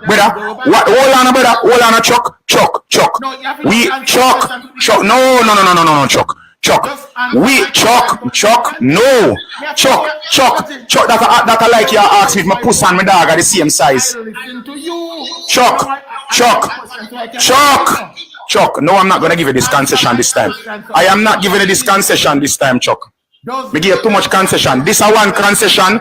Chuck, my general, my boss, my G, my most learned counterpart. I cannot give you this concession because America is our number one trading partner. We don't even rank in the hundreds of trading partners with the United States of America. So whatever it is that we trade with America, them can do without. Whatever it is that we trade, what is it that we trade to America where America can't do without? What is it? Me ask you a question. What is it that we trade to America that America cannot do without? We have a dialogue, again, you have to move the mic so we can continue what I was saying. No. What you're telling me is that we have always been selling garbage to the United States. We sell them nothing where them can't do it. Nothing we sell to America they can live without. Not a thing. Everything where them buy from me are things where them need and want. Everything where we export to America is things where them need and want. And you know why we can't say that? Because all of what we export to them could have get it somewhere cheaper. Remember that. Before 10% tariff go on, them could have get it somewhere cheaper all the while. Or them could have make it themselves better. Look at it from that point of view. You said, you remember, you said we never go in at the top 100 of them trading people. That means that everything them buy from we, them could have get it somewhere else. But them choose Jamaica. Well, I'm not done yet. A long time you cut me off the last time.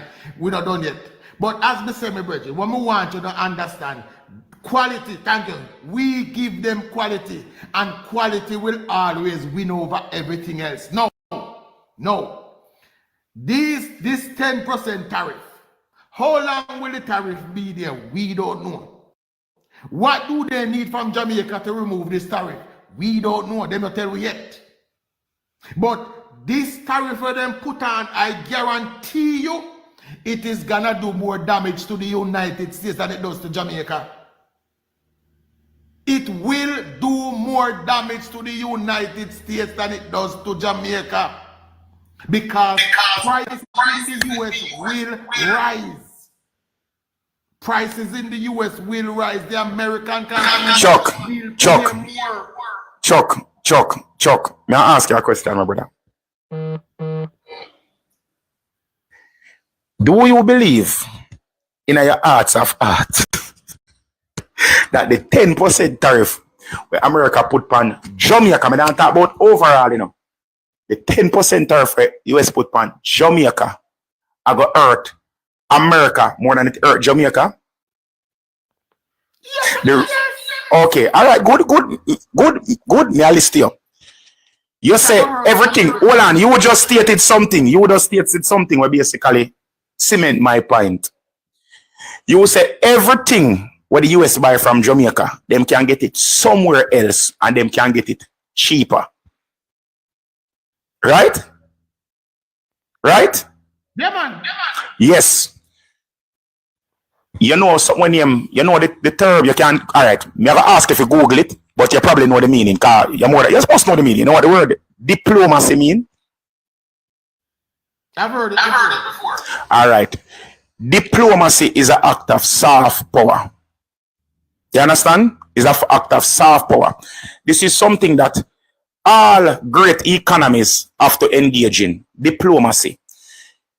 Yes, you can get something from somewhere else. Yes, you might get more value for your money from somewhere else. But to establish trade and establish a relationship with that country, you still purchase their products. Even if you grow it in your own country, you still buy it from them because you want to ensure that you support them. Call it support. Like what we in Jamaica call support for support. All right. Like when you keep a party, you got somebody run up and go buy some liquor because you want them come back and buy some liquor at your party. That is what it is. That is the reason why they purchase from Jamaica. They don't purchase from Jamaica. Hold on. They don't purchase from Jamaica. Hold on, man. Chuck. Hold your mind. Chuck. Hold on, man. Hold your thought. See me like come hold my thought. Hold your thought. You see me? You see. The diplomacy where the people them conduct when them come and them support the Jamaican economy and them spend money in a Jamaican economy and buy things for support we. Yes, we probably have a superior product in many cases, but you have to remember how things go.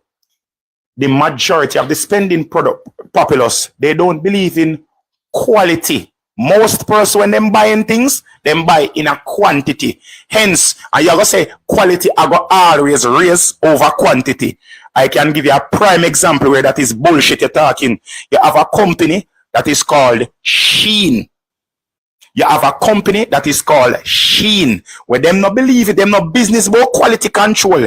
Them does a mass produce and I put out as much as them can with the cheapest thing where them can find, and then them sets and kick where everybody else foot. So even though the people in Jamaica know say other clothing stores they get better quality things than Sheen, they don't give a shit. Them over DHgate, them over Timo, them over Sheen, because guess what? Them want the money stretch, and every economy in the world want them money stretch. So every economy in the world I go to the cheaper things that is in more abundance. You understand? To get more value for their money, brother. All right. Mute my comment so the people them can hear. Because so my time, if you listen to yourself, you realize that you're agreeing with me. You say America buy from us because of diplomacy. So with this 10% tariff, diplomacy dead.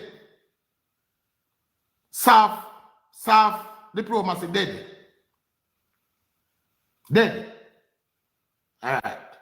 You see, the argument not make sense because the same thing that applied before the 10% applies now. America is still our trading partners. What we have with America that we've always had is a massive trade deficit. What is the trade deficit between Jamaica and America? What is the trade deficit between Jamaica and America? Ready now? What is the trade deficit between Jamaica and America? You know. Diplomacy dead in the United States of America. America, no business. They say American government we are run right now. Donald Trump and all these people, they don't believe in diplomacy. They do not believe in diplomacy. They believe in America first. You understand? You notice what the people are saying in every press conference, every hold on. The people in a power right now, the Republican in a power, them believe in America first. Them no believe. They do not believe in diplomacy. They do not believe in spending US earned dollars or taxpayer dollars outside or spending money and building anybody else's infrastructure. They believe that they can, listen, you have a bleak understanding of politics. You don't understand politics. Triple freeze but inside. Me lose him. But Triple have a bleak understanding of politics here. America foreign policy is business related. American foreign policy now have a thing to do with foreign policy now have a thing to do with. Alright, me lose him now. I him jump off that time and up on my side. It's business related. Remember me tell everybody no understand that the work. And you say right now who is in charge? A businessman. Two businessmen, Elon Musk and Donald Trump. Business. So when you talk about America first and them something food is America right now is more business driven than any other time. All you have to do is show them how we can benefit and they will come.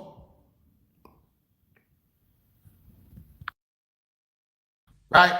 The foreign policy over there, she can give me the other kind of box, please. Me don't like that one.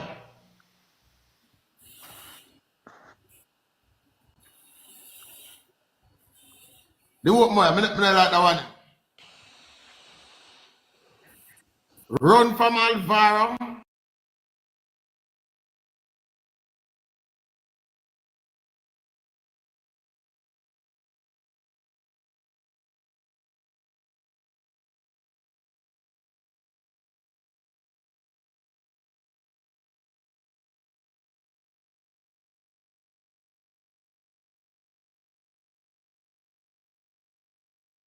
It expands too much people there and then close up back after them come out.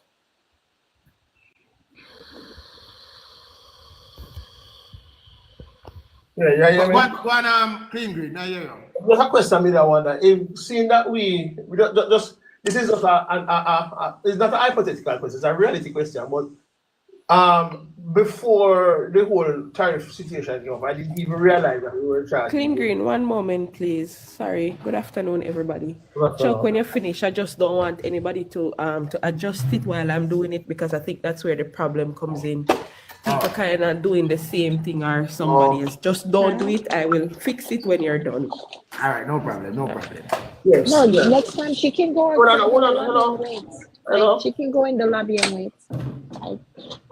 She's disturbing the other. Right now she's sleeping, but if she's wait at the front if you have a problem. So here in the background, Keisha, Yeah, man, the mute time, Mike. One clean green. Yeah, we just was wondering, you see, just in the situation, remember, basically, the only picture it is that US has actually put tariffs on the world. We don't know the details, to see who get left out or whatever. But just what would be the net? Listen to the question now. What would be the net cost, one way or the other, if America was to, US was to reverse their 10% and we reverse our 10%? What would be the effect of it? Have you ever thought of it? What is here? The effect of it would what they call dumping. Dumping? Yes. Explain, please. America having a superior manufacturing sector could dump everything in a Jamaica cheaper. Oh, okay. My problem with the analogy, though, Chuck, is that hold on, Foresight, hold on. I don't know if you guys heard me said this already, that all of this 10%, all of this tariff was planned already. It has absolutely nothing to do with anybody. I remember the premier, when it initially started, the premier of Ontario, he went and he sat with Trump. And I think he misspoke when he said August 2nd instead of April 2nd. He said they were planning to put a tariff on the entire world. He said a global tariff was his argument.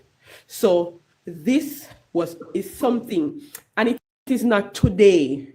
When I listen to some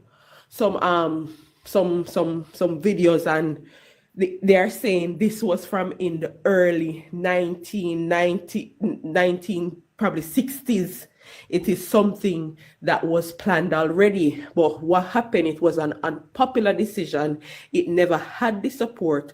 But now that Trump has the Congress and him have this and him have that and him feel like he's the man, he does these things. So I heard this already. But what it not seem like him know, Lashika, is that are the importer, are the suppliers and the importing country that are going to pay the tariff. And also when he said that we cannot compare Jamaica's economy to America's economy, I found that to be raveling, because since we have a smaller economy, Foresight, then they shouldn't have any problem paying the tariffs. You understand what I say? Because you're saying your economy is bigger than us, meaning they're earning more than us. So that's the problem. But it seems like that was kind of exporter are gonna pay the tough tariff. Yeah. Guys, can I say something here? We have to understand why Trump is doing this. Why is he putting tariffs on the rest of the world? He's trying to do a realignment of the American economy. He wants to bring back a lot of the manufacturing jobs that had left America, bring back to America. That's the whole purpose. That's the whole single purpose of his mission. Yeah? Now, the things that Jamaica export to America, the food stuff, them things that... No, for America, you have to request the box if you want me to argue. You have to request the box. You have not requested a box. The things them that Jamaica export to America, the food stuff, them things that don't make America, those things are bought primarily by Jamaicans living abroad. And if somebody wants a breadfruit, if 10 cents go up on the breadfruit, they might go still buy the breadfruit. There's a price inelasticity associated with food stuff like yam, banana, breadfruit. Churchill, sometimes I go into the Jamaican store and see one avocado in them start because I buy it same way. $10, $12. The other day when sorrel was, I don't remember how much was it. I think me tell them say it was $14 something a pound for sorrel. I'm still buy it. Let's pay the high prices. When you're there, pay the high prices. When I love America, give me a second. I soon come there. And I just want to say, Love America is new. Let me hear it from you. Love hold America. on, I just want to say something what he must say. All of what Trump is doing was already planned. If you go back in them history, even the whole Greenland thing, from what I saw, it is coming from 1800s. But as me say, a lot of things were unpopular back in those days. Love America. Yeah, bless up on yourself. Chuck, but I listen to you over the X Live today. Right? I love how you go on, but you could have deal with him better. Cause I easy somebody if you bring down, you know. Because what you must say, well, I know. What you must say no make no sense and he don't know nothing. Right? The truth of the matter is with this tariff where Donald Trump put on Jamaica. He never did want to do it, you know. But America I go under a reform right now. Right? I you see the money where them did send a Jamaica to support the gay community. Him upset. The NGOs. Him upset about it to the court. Who Right? upset about it? Donald Trump? Trump. Upset that what? That the US government waste that money sent to Jamaica to promote that thing. Right? And all of these things that them are doing now, him want back all of these money. But make it Every known, country. is the NGO himself, not to Jamaica. Let it be clear that it was not sent to the Jamaican government. Exactly. I did not say Jamaican government because I know No, Jamaican but people will misconstrue you for that, yeah? Because it's already out there that Jamaican government getting. I know we on the panel love America. It's not us on the panel, but the shallow-minded people them will. Yeah. It's not. It didn't go to Jamaican government. Hold on, they love America. With all due respect, it's not. America's focus is not about that single item. Well, like I said, America is trying to realign the whole U.S. economy, and it's about bringing back jobs to America. Donald Trump not pay no mind to that. Whatever money is coming on U.S. aid for the gay people, then that is not the focus. All right, listen to me now. America may live. That doesn't even figure in the whole equation. Well, I know America may live. I mean, know people who align themselves with them people personally. Right? It's not about what him do to Jamaica is not about no commerce. The man literally want back all of the money was sent overseas with fun foolishness. And him not stop. You're wrong. You're totally wrong. You're totally off mark.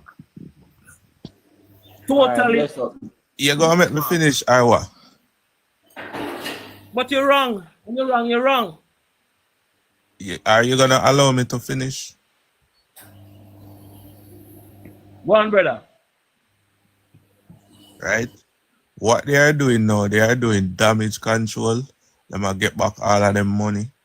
All of the money that was wasted according to him. It was wasted. And him need it back. Him need it back in that treasury so that they can clear off them debt with other country and make America great again. You understand?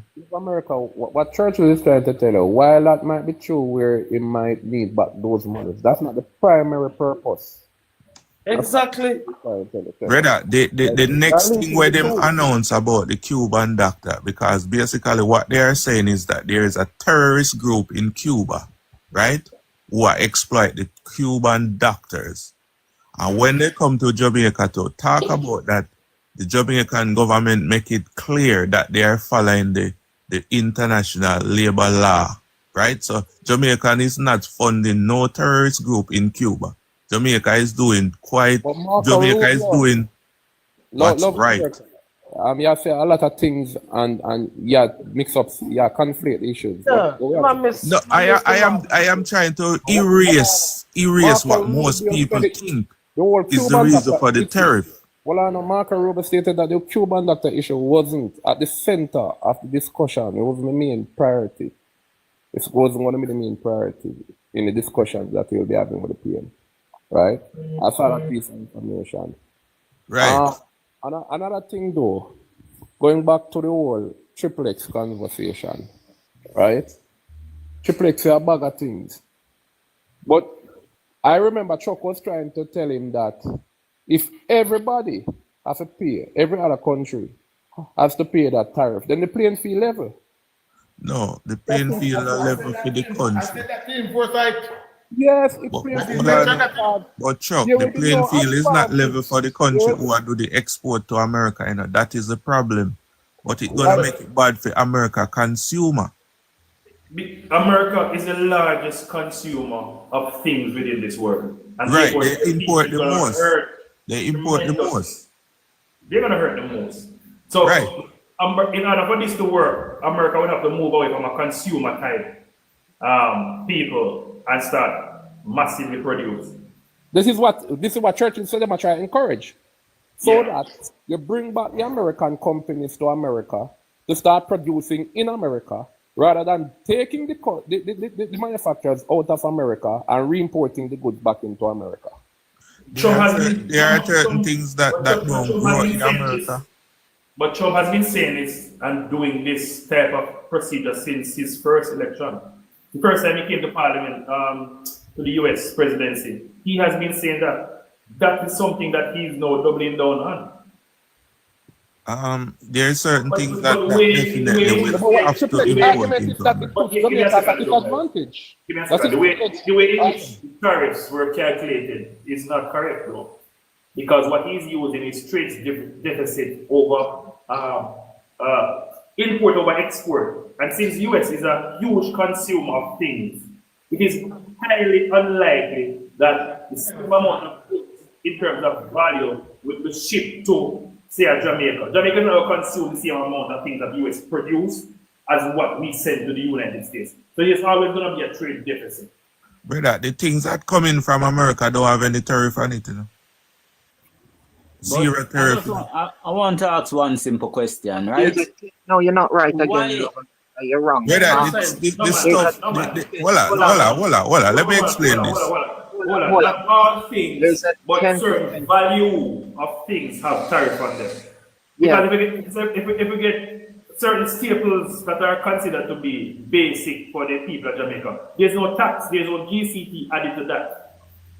For example, if we get rice from the United States, as an example, rice is considered to be a basic food item, and therefore you can't tariff those things.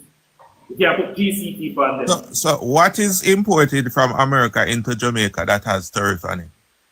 We would have to look at the goods. All right, so this is now where somebody now have to go up on their phone and Google it. Yeah, but you're understanding tariff is not Go right. up on your phone and Google it right now. But hold on, I want to make an important. Chuck, you were absolutely correct. In 1970, then whatever his name is, somebody, the emperor, the ruler of China, realized that socialism by itself could not work, and therefore he started to incorporate capitalism into his approach, and that is why China is the way that it is now, because of his move in 1970. So when people come and talk about rubbish, All right. This is Triple X wrong. Because Triple X said China is a communist country. China is not a communist country. China is a socialist country. China have a political system where they vote in their leaders, right?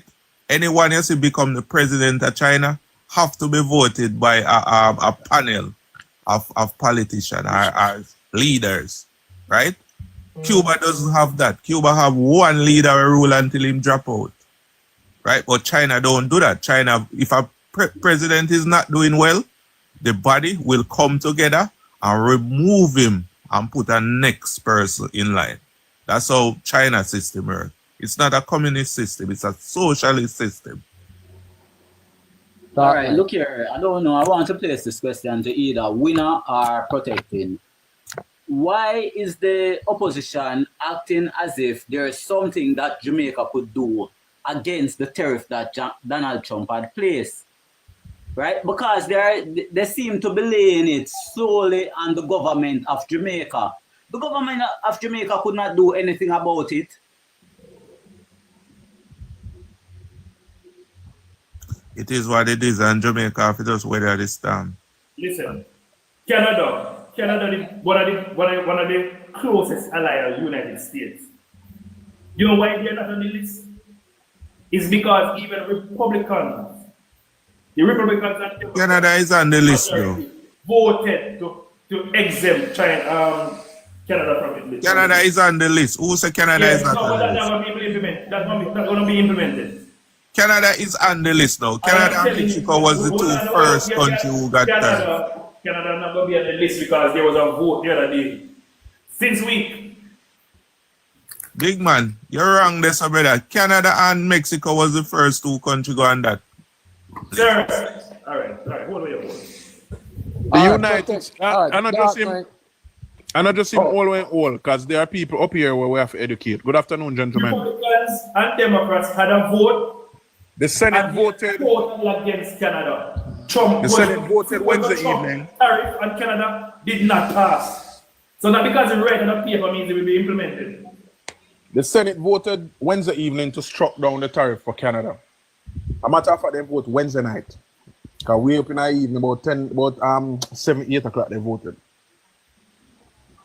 So Trump cannot use an executive order because of the international trade agreement. I think a World Trade Organization established that agreement for world trade.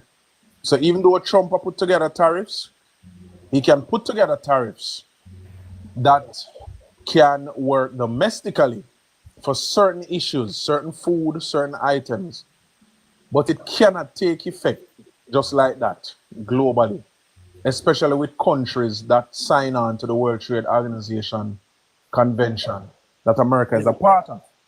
And that's the reason why you see Trump a push to leave these bodies, because he announced about 3 weeks ago that America is going to leave the World Trade Organization because he intends to do this thing. And he knows that he cannot just use an executive action to have these things take effect. They can be challenged. Now, I believe that Jamaica, as a small island developing state, will only benefit from the larger countries pushing back to get Trump to change his mind. But I do also believe that when you consider the 10%, for example, majority of the products that we see in America that are Jamaican branded product, like Grace Kennedy and all that. Grace Kennedy has a processing and a packaging plant in America. So Grace Kennedy don't need to export from Jamaica to America. They already have their operation inland in America. So a lot of the concern that people have for certain products like those won't be affected because these plants already package these products in the United States. The tariff is for products that will be shipped to the United States. So like the yams and so forth, the breadfruit, as Lashika was saying earlier, they will be affected. But consider this. If one breadfruit have $8, the 10% how much? 8 cents? Just 8 cents different. People are going to buy it just the same. Yeah, and use that to pass on to the end user and go buy it. If 1 pound of yam, yellow yam was shipped from Jamaica, because Jamaica ship yam to the US, is for $9. I just 9 cents that extra. No, 90 cents. 90 cents extra, yeah. 90 cents extra. I don't think the consumer is going to have that big of a deal paying the 90 cents extra, because in the United States, I'm got a supermarket every day and price change because America is experiencing rising food prices. But protecting Protected. I lived in America for years. I lived in America for years, right? And there are times when you're gonna have price increases in the products that we buy that are shipped from Jamaica. And those price increases do not affect your demand for those products. Because when the price go up, you just tell yourself, say, boy, you can't eat the money and you want the product. You want it. You want your ackee and your breadfruit and your yam and whatever. And you still buy it. Yeah? So there's a price. There are things that when the price go up, you stop buy it. The Jamaican products are things that you do not stop buy because you want them. So people must understand that. I'm not saying you won't buy, you probably will buy less. It will affect probably the amount that you buy. But you're still gonna buy the products. And that's what it is in reality. No, Triple X come with a lot of hyperboles. It not deal with reality. And that's what he suffers from. Because the type of balls that he comes with, you cannot relate to them. As soon as we begin to see the emotions strip away and then the real conversations start, the concerns are not going to be as heightened as they are now. It's just that for a lot of people, it's an emotional reality now because it was just announced. But as the Prime Minister said last night when he addressed the expo, that what the government has been doing for the past 8 years is strengthening Jamaica to stand on its own 2 feet. Because we can't always look, say, some friend from somewhere help us. And he said, there is nothing wrong with seeking out the opportunities in the new realities that exist in the global trading space. So as much as whatever is happening now when pose some challenges, there are also some possibilities and some wins that you can have out of it. And again, he went close to the end of that paragraph, or those 2 paragraphs which he read. He said, remember, I don't play checkers, I play chess. The person who is in manufacturing, the businessman, always have to think about the next move. It's not like the consumer who will just get up every day. Like Triple X, I don't know how Chuck put up with him so long. Because of beer dunceness, but guess what? I understand what he was doing. Because about midway into listening, I realized that he was also doing a live. He was also appealing to his audience. And Chuck should have on 1 or 2 more somebody on there to support our side, because his audience need to also hear all of the message. And so we have to understand sometimes that when them come on, we cannot win a debate against somebody who never enter a debate to win. Somebody who enter a debate, whether to win or to lose, will win or lose the debate. But when you're debating somebody who never enter to win or lose, they just enter to carry out a mission. And the mission is dissemination of information, misinformation, and half-truth, and pure lies. You cannot win a debate like that. So we enter a debate because we are scholars, and we enter to win. Who we are debate against not enter to win, the debate to sow a seed. And the people who them are sow a seed, it will germinate. And we have to understand so the bullshit them with Triple X in a chat. Him audience comfortable. So him gone back to film live then when him close after the knowing say him win some souls. The global community must be understood. And it is going to take us, like what we're doing now, to appeal to the citizens, the people. The Jamaican community in the United States is about 1.2 million Jamaicans. Now, is the 10% going to affect the prices in any way? Yes, 80 cents, 90 cents, 70 cents.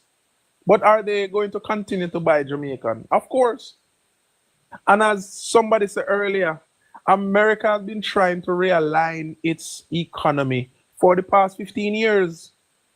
It's just that they get a button now named Trump, who not afraid of nobody and he not take no chat. And him just go do it. And if it work, 20 years from now, he will be an hero 20 years from now when he's dead. But if it don't work, he might go continue to be the villain. America is looking out for itself because American foreign policy is America first and America only. God bless America and nowhere else. That's America foreign policy. Our foreign policy need to be Jamaica. So Trump is using a semi-brute force to get back the American economy in a state where they can employ more people in America. That's basically it, you know. I think we need to talk about Trump still. We need to talk about Jamaica, especially with the thing with Triple X. With the Triple X are set on him live. And them something we need to address. The thing with Triple X, understand those basic things. Those basic things are important to understand. The thing in terms of this underpay, underemployment, and unemployment. That's how we think there because right. You start with the underemployment and then go away over Trump and before you know it. But underemployment is not what Triple terms it. Underemployment is basically not utilizing the skill assets that you have to make the business productive. Therefore, I, as a medical You do a technologist, job less than you're qualified to do. yeah, Basically. so I'm a medical technologist, right? I'm supposed to be in healthcare. If I go and work at a gas station pumping gas, that's Exactly. underemployment because my skills and my knowledge is not being utilized to make the Do less country than productive. you're qualified to do. So how about a person be overqualified too? That is also another thing. But That's it's the same thing overqualified I for the explained a while job. ago. That is the same thing I just explained a while ago. Right? Yeah, you're Now, overqualified for the job. Basically, Triple is saying, now, listen, it's better you stay home at your yard, sit down, than work for $10. That's the PNP mindset. Do we? And how does the government fill the gap now when you sit down at your yard and not do nothing? Did we Okay, learn but anything that makes sense from that discourse? Taxpayers' money can't come give you. In guys. No, but the analogy, Hold on, guys. dry. Hold on, guys. Do you guys realize that most people enter the workforce in that situation until you get yourself Until you get promoted where you or want, get another job? Do you guys realize that? In every country this happen. Every single country. Yeah, but here what me I say now, people, because you see sometimes the sinister move in a warfare, I want to understand it. Us who are here, we understood very well that a bullshit Triple X in attack. But he was allowed to say it, and the people over on his life learned the bullshit and I then gone with. Because guess what? The minds, 8 minds or 9 minds weren't connecting to make him know say a bullshit in my chat and to make his listeners know say I fought in my chat. And that is what we need to understand. Them no Make we talk about it now. Make we break it down and see where it doesn't make no sense. Because It's the same argument them a listen to you know. when they talk about minimum wage. It's the same argument. Because when you get a minimum wage job, you just enter the workforce, you have a chance to go and upskill yourself and move on to a higher paying job. It's the same situation. When you get a job, you may get a job at an entry position, but you're more qualified to do a better job. And when you get more experience or you get another opportunity, you take it. Let me interrupt you for a That's a real-life second. situation. Let me interrupt you for a second. I'm going to leave off now, but let us just say one of the problems of that exchange also, I know we are all aware, but may I repeat it. One of the problems of that exchange between Chuck and Triple was that he was using that whatever Mike was using, and trust me, it just overpowering everybody's speakers. So most of the time, even when I'm trying to interchange at the same time, you couldn't hear what Chuck said. So we really need to take the two matters now and debunk them now, even though it might not have all the total audience, but I think we really should do that. I'm going to jump off still, but we just want to get that thing inside here. No, what Triple X did, right? Him give a scenario where he's trying to describe underemployment, right? But the example that he gives was one of, it wasn't one where somebody was more overqualified for the job that they are doing. He's giving examples of like a minimum wage earner, right? Not being able to earn a... But it should be underpaid. Right.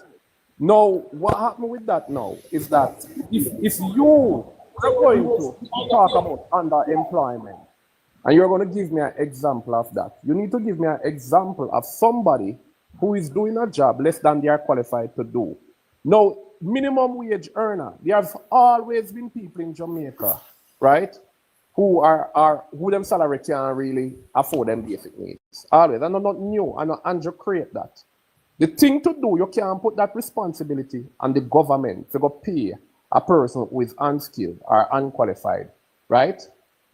The same salary of one who is, right? You can't give a person who probably don't even leave high school with a subject a degree salary. That's not the government responsibility. And that is what I don't like with PNP, because them always shift the responsibility of the individual to the government. It is that person to look at the opportunities that are available to upgrade themselves and upskill themselves, just like Andrew provide art now, right?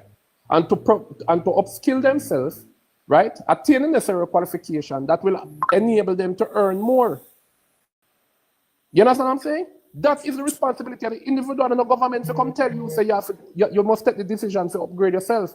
Because everybody without the requisite education knows there is going to be a limit as to how much they can earn if they have limited skills.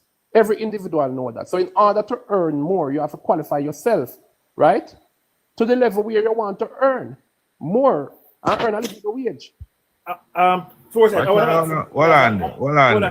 to leave now. I'm going to leave, but I just want to address the inflationary aspect of minimum wage, because you can't just get up and arbitrarily increase minimum wage because somebody will have to pay it, right? The teacher who has a child who has to go to work, right, who might hire a nanny, will have to pay that out of our salary.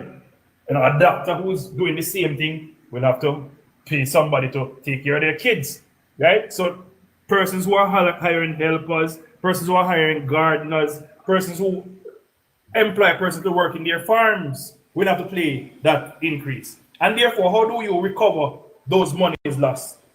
Especially for persons who are in the manufacturer. You start to cut jobs, you start to increase prices, and therefore all of those things are inflationary. So if the government should wake up tomorrow morning and increase minimum wage to $100,000, bam, just like that, it means that the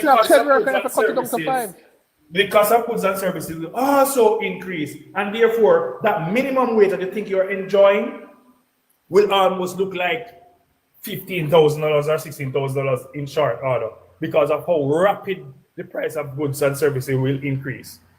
Minimum wage is not meant for persons to stay forever. Minimum wage is a guide to say, listen, you can't pay somebody below this. But it is the onus is on the person to continue to use the service of government and the opportunity provided by government to upskill and bring themselves forward to a position where they can earn more. Let me say this. You see, the thing about it, enough people don't understand. The public sector, the private sector is what drives every country. Every country is a private sector who have the main responsibility of driving the country economy by creating jobs and provide goods and service for the people, right? The government is there to set guidelines. State, why is that, Love America? State, why the private sector is the one? Because the government is there as a body, right? To regulate, to provide the environment for the private sector to... Because the government positions are finite. There's so much they can employ and no more. Right. While the public sector has the ability to expand without... Yes, so this is why they become the main. This is why they become the main. Hold on, Love America. You still didn't state the reason. It is the private sector, the investment of the private sector that allows for the economy to grow. If you don't allow me to finish talking, this is the thing. We have to, as a well-thinking people, right? Because a well-thinking people acknowledge and appreciate the work of the Prime Minister. Right? We have to allow each other to make points in its entirety. Right? So if you say I don't state the reason when I was talking and then you cut me off. We don't want to sound like them. And we don't want to behave like them. We're not supposed to be ignorant. Go ahead. No. It seemed like you were jumping ahead without stating the reason, and that's why you're breaking. So go ahead. No, Church, we have to allow him to finish his point, and then wherever he miss, we just fill in for him, yeah? Exactly. Right? Because what I was saying, we all know the government is a functional body that the private sector and the public, the consumers, they are the one who fund the government by paying taxes and all these things. So the government is a body that is put in place to ensure that you have a healthy environment for the private sector to grow, develop businesses, employ people, provide goods and service, because the government in itself cannot fulfill the needs of every citizen by employing them. Right? True. So that is the reason why the private sector is the leading and the main contributor when it comes to to providing jobs and them. Go ahead. Oh, all right. There you go. Final.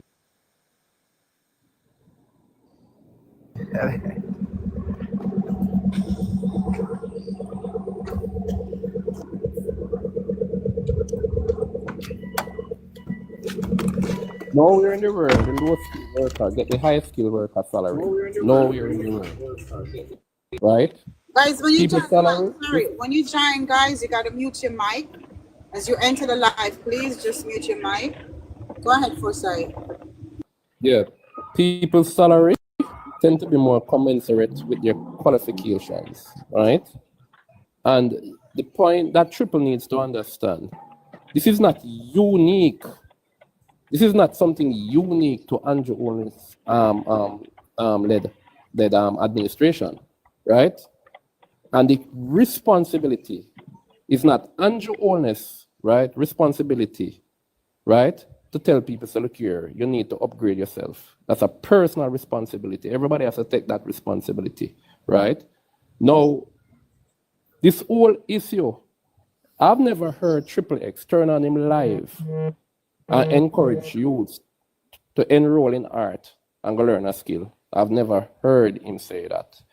But they want to blame the government for people's circumstances, right?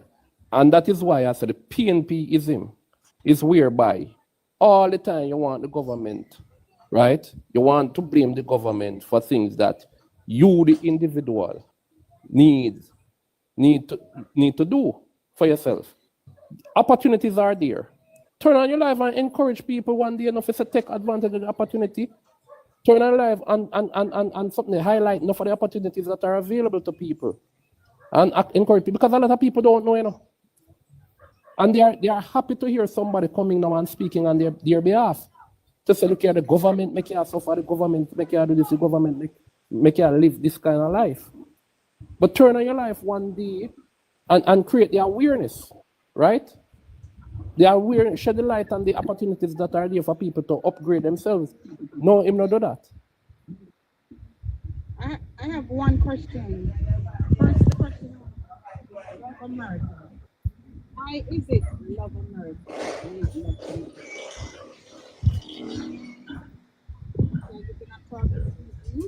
All right, you're an angel. Yeah, somebody's not mute, and it's Michael. Hello. Mute your mic, please. Hello. Okay. Love America. One question for you. Why is it Love America? Your name is Love America, not Love Jamaica. Just being suspicious. Don't worry about the name, sister. Do not worry about the name. People use a lot of names on TikTok. Okay. Yeah. All right. My next question, guys. I think we're missing the point with Triple Crab. Triple Crab was explaining, or I think he went and read the definition, but what he said had nothing to do with the definition of being underemployed. Okay. I remember just the other day we had at UWI, we had a medical career fair day, a career day at university, where we were looking for engineers and all different professional people, right? We were looking for doctors, nurses, engineer, all different professionals. And I believe that how can we be short on these type of professional, and people are getting underpaid and underemployed? That don't make any sense. Underpaid and underemployed is for when you are now in a little job and you're getting underpaid. You can't get underpaid when you have a profession as a doctor or a nurse or whatever, because then you have value. But we have so much of these jobs that have opening and not enough people to fill them. And I think that is Jamaica problem. We have way than enough of those qualified jobs, but we don't have enough qualified people. And that is why we have to go to Cuba. So what Triple X is saying makes no sense. We have less qualified, and we need to There are more qualified jobs available than there are people to fill them. And so how is the people in a job and is getting underpaid and underemployed. That don't make, what he's saying makes no sense. He has a big mouth, he speaks loud, and he feels like he can bully. And I tell Chuck for come off I'm life forever now. Because Chuck points were never got across. And you know what to Angel? There was a time in Jamaica, you know, when them say you used to send a work not there for the little man. Right? Them used to have to work a bar, right? I mean, not discriminate against a bar job, like the females them used to have to work like the bar. And, you know, you would have man like Pop Bag in the supermarket and all of that, right? Now, the call center jobs are not there, right, to serve the interests or to provide employment necessary for persons who are highly qualified. That needs to go. But the man who is not qualified, and the man and woman are a little boy or girl, because a lot of them are young people who have a start. They wouldn't have acquired a qualification yet, like tertiary level and all of that. It is a start. And some of these younger folks, right, they have expenses. Some of them start family early. Some of these girls have kids, right? There was a time when they wouldn't have any job available. So are we saying that the man who is only qualified to do a call center job doesn't deserve one? So why you guys feel like working at a call center is not a good job? It is called customer service. I'm going based on what they are saying. They are saying that call center job, a low paying job and all of that. But some of them, that's a job they can do because they're not qualified. Them leader announced that the BPO sector is where he's gonna target to create jobs. We know that. We're not going to say yet. What we are saying, under the JLP now, currently under the JLP, they are saying that these jobs are not, adequate, right? But I'm saying you have some people who are not qualified to do more than a call center job. So where are you going to go them? Should we not provide jobs for them? Brother, let me make this clear. Let me make this clear about the call center. Doesn't possess the qualification to do like high-paying jobs. The question we may ask, shouldn't we still have jobs that they can do? And the call center provides that kind of job. It fills that gap. Because there was a time when people at that level who not have proper qualification used to say they can't get a job.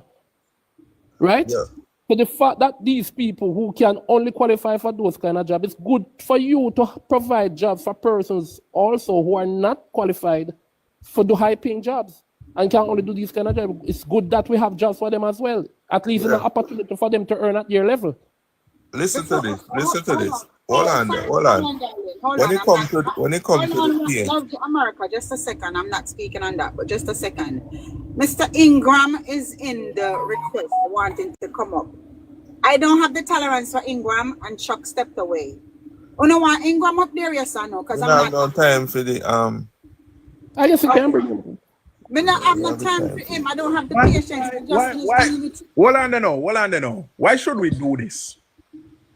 Today, hold on. You notice me sit down quiet and listen to everybody? Yeah, you're protected. Yes, you sit down and listen. Triple X was allowed today to continue the PNP's talking points to his audience. Now Triple X gone. No one bring up Ingram for continue. No, it's been done. Protecting, he's been done there a minute now, and no matter where you want there. I don't them for them. Nah, bring him up. We are talking to the people them to clarify this. This is one of the panelists that will not come up cool with that. But you may have said no protecting. Remember, Triple X settings is different. It was 1-on-1.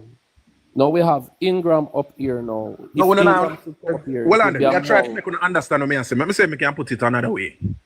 All that Triple X was talking about today was PNP's political talking points. No matter what Trucker say, Flex never come to learn nothing. As long as his audience continue to hear the PNP talking point, them keep them audience and them base alive. Right now, what we are doing, we are trying to correct some of the misnomer, the lie them that he mentioned today. If somebody bring up Ingram now, we think I go up. We are going right back to PNP talking points, and we won't get to clarify Triple X and crap today. That's true. Yeah. Facts. But it's all right.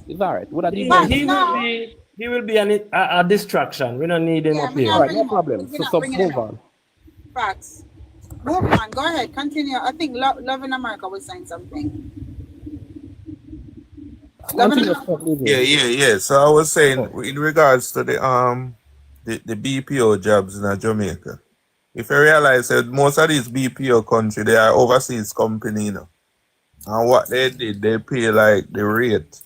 Normally it's like the same rate or closer to the same rate that they would pay the state or wherever the company located.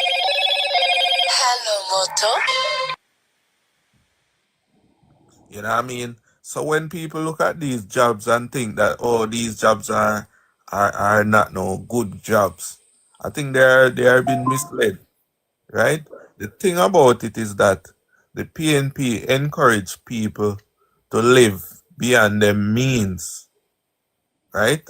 And but when these PNP people left Jamaica, get the opportunity to work inside of a different country, they don't do that.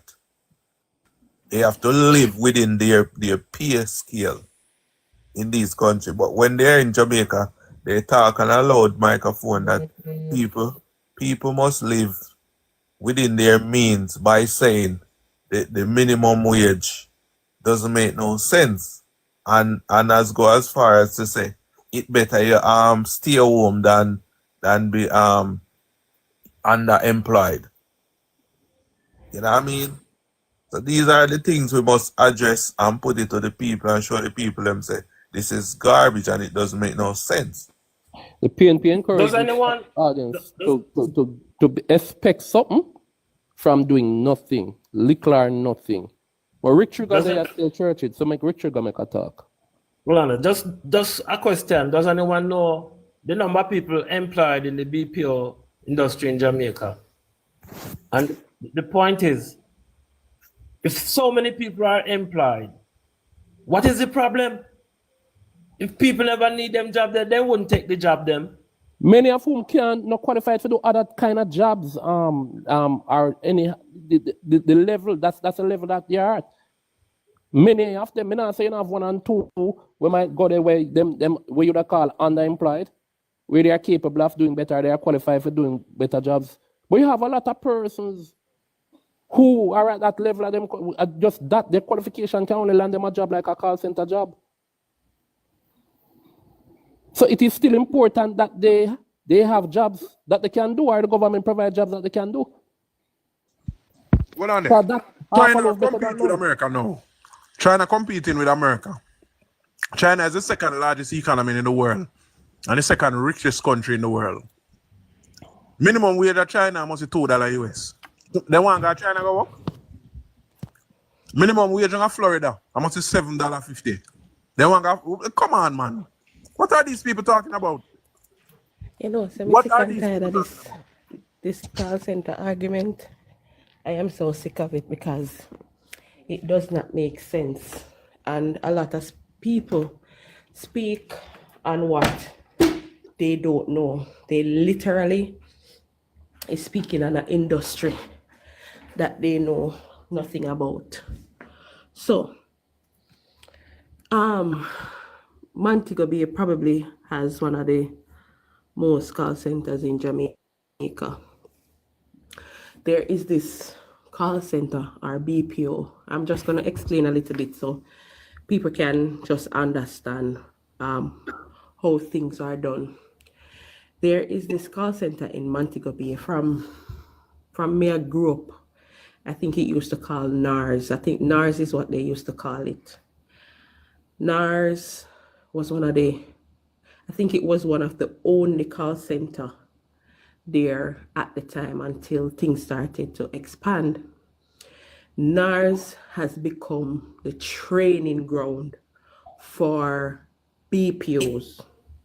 So with NARS, they basically pay, it's one of the lowest paying call centers in Montego Bay. So people will go there, get them experience, and they move on to the higher paying call centers. I remember there are two things to be considered in the call centers. You get incentives there. Your incentives are really big, really, really big. and you have some call centers or BPOs in Montego Bay that pays in US. I have friends that since we leave high school and college together, they have not left out of the call centers. You know why? Because they go in there, they get top positions, and they are well paid, so they don't leave.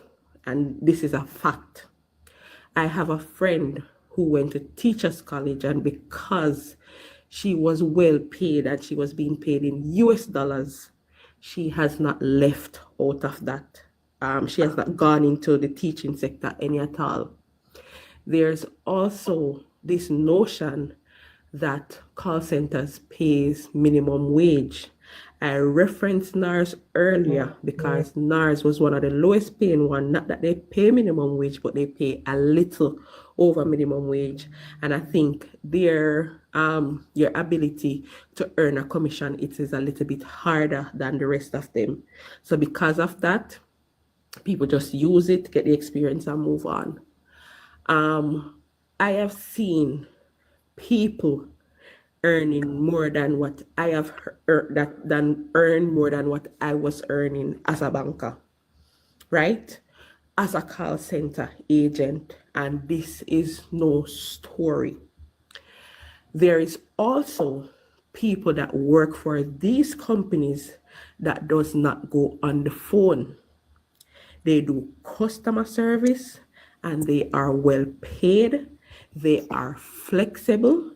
They do work at their own time. I am speaking from what my friend told me.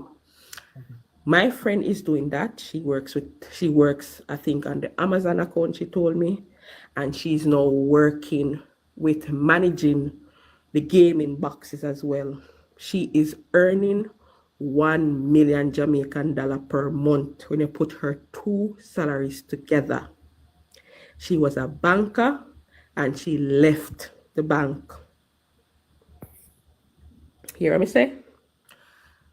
Call centers, I have seen where people earn.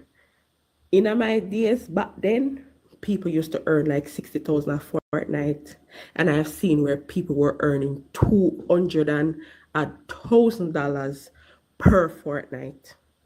Jonathan, you can't tell me nothing about my friend. You cannot tell me anything about my friend. So shut up.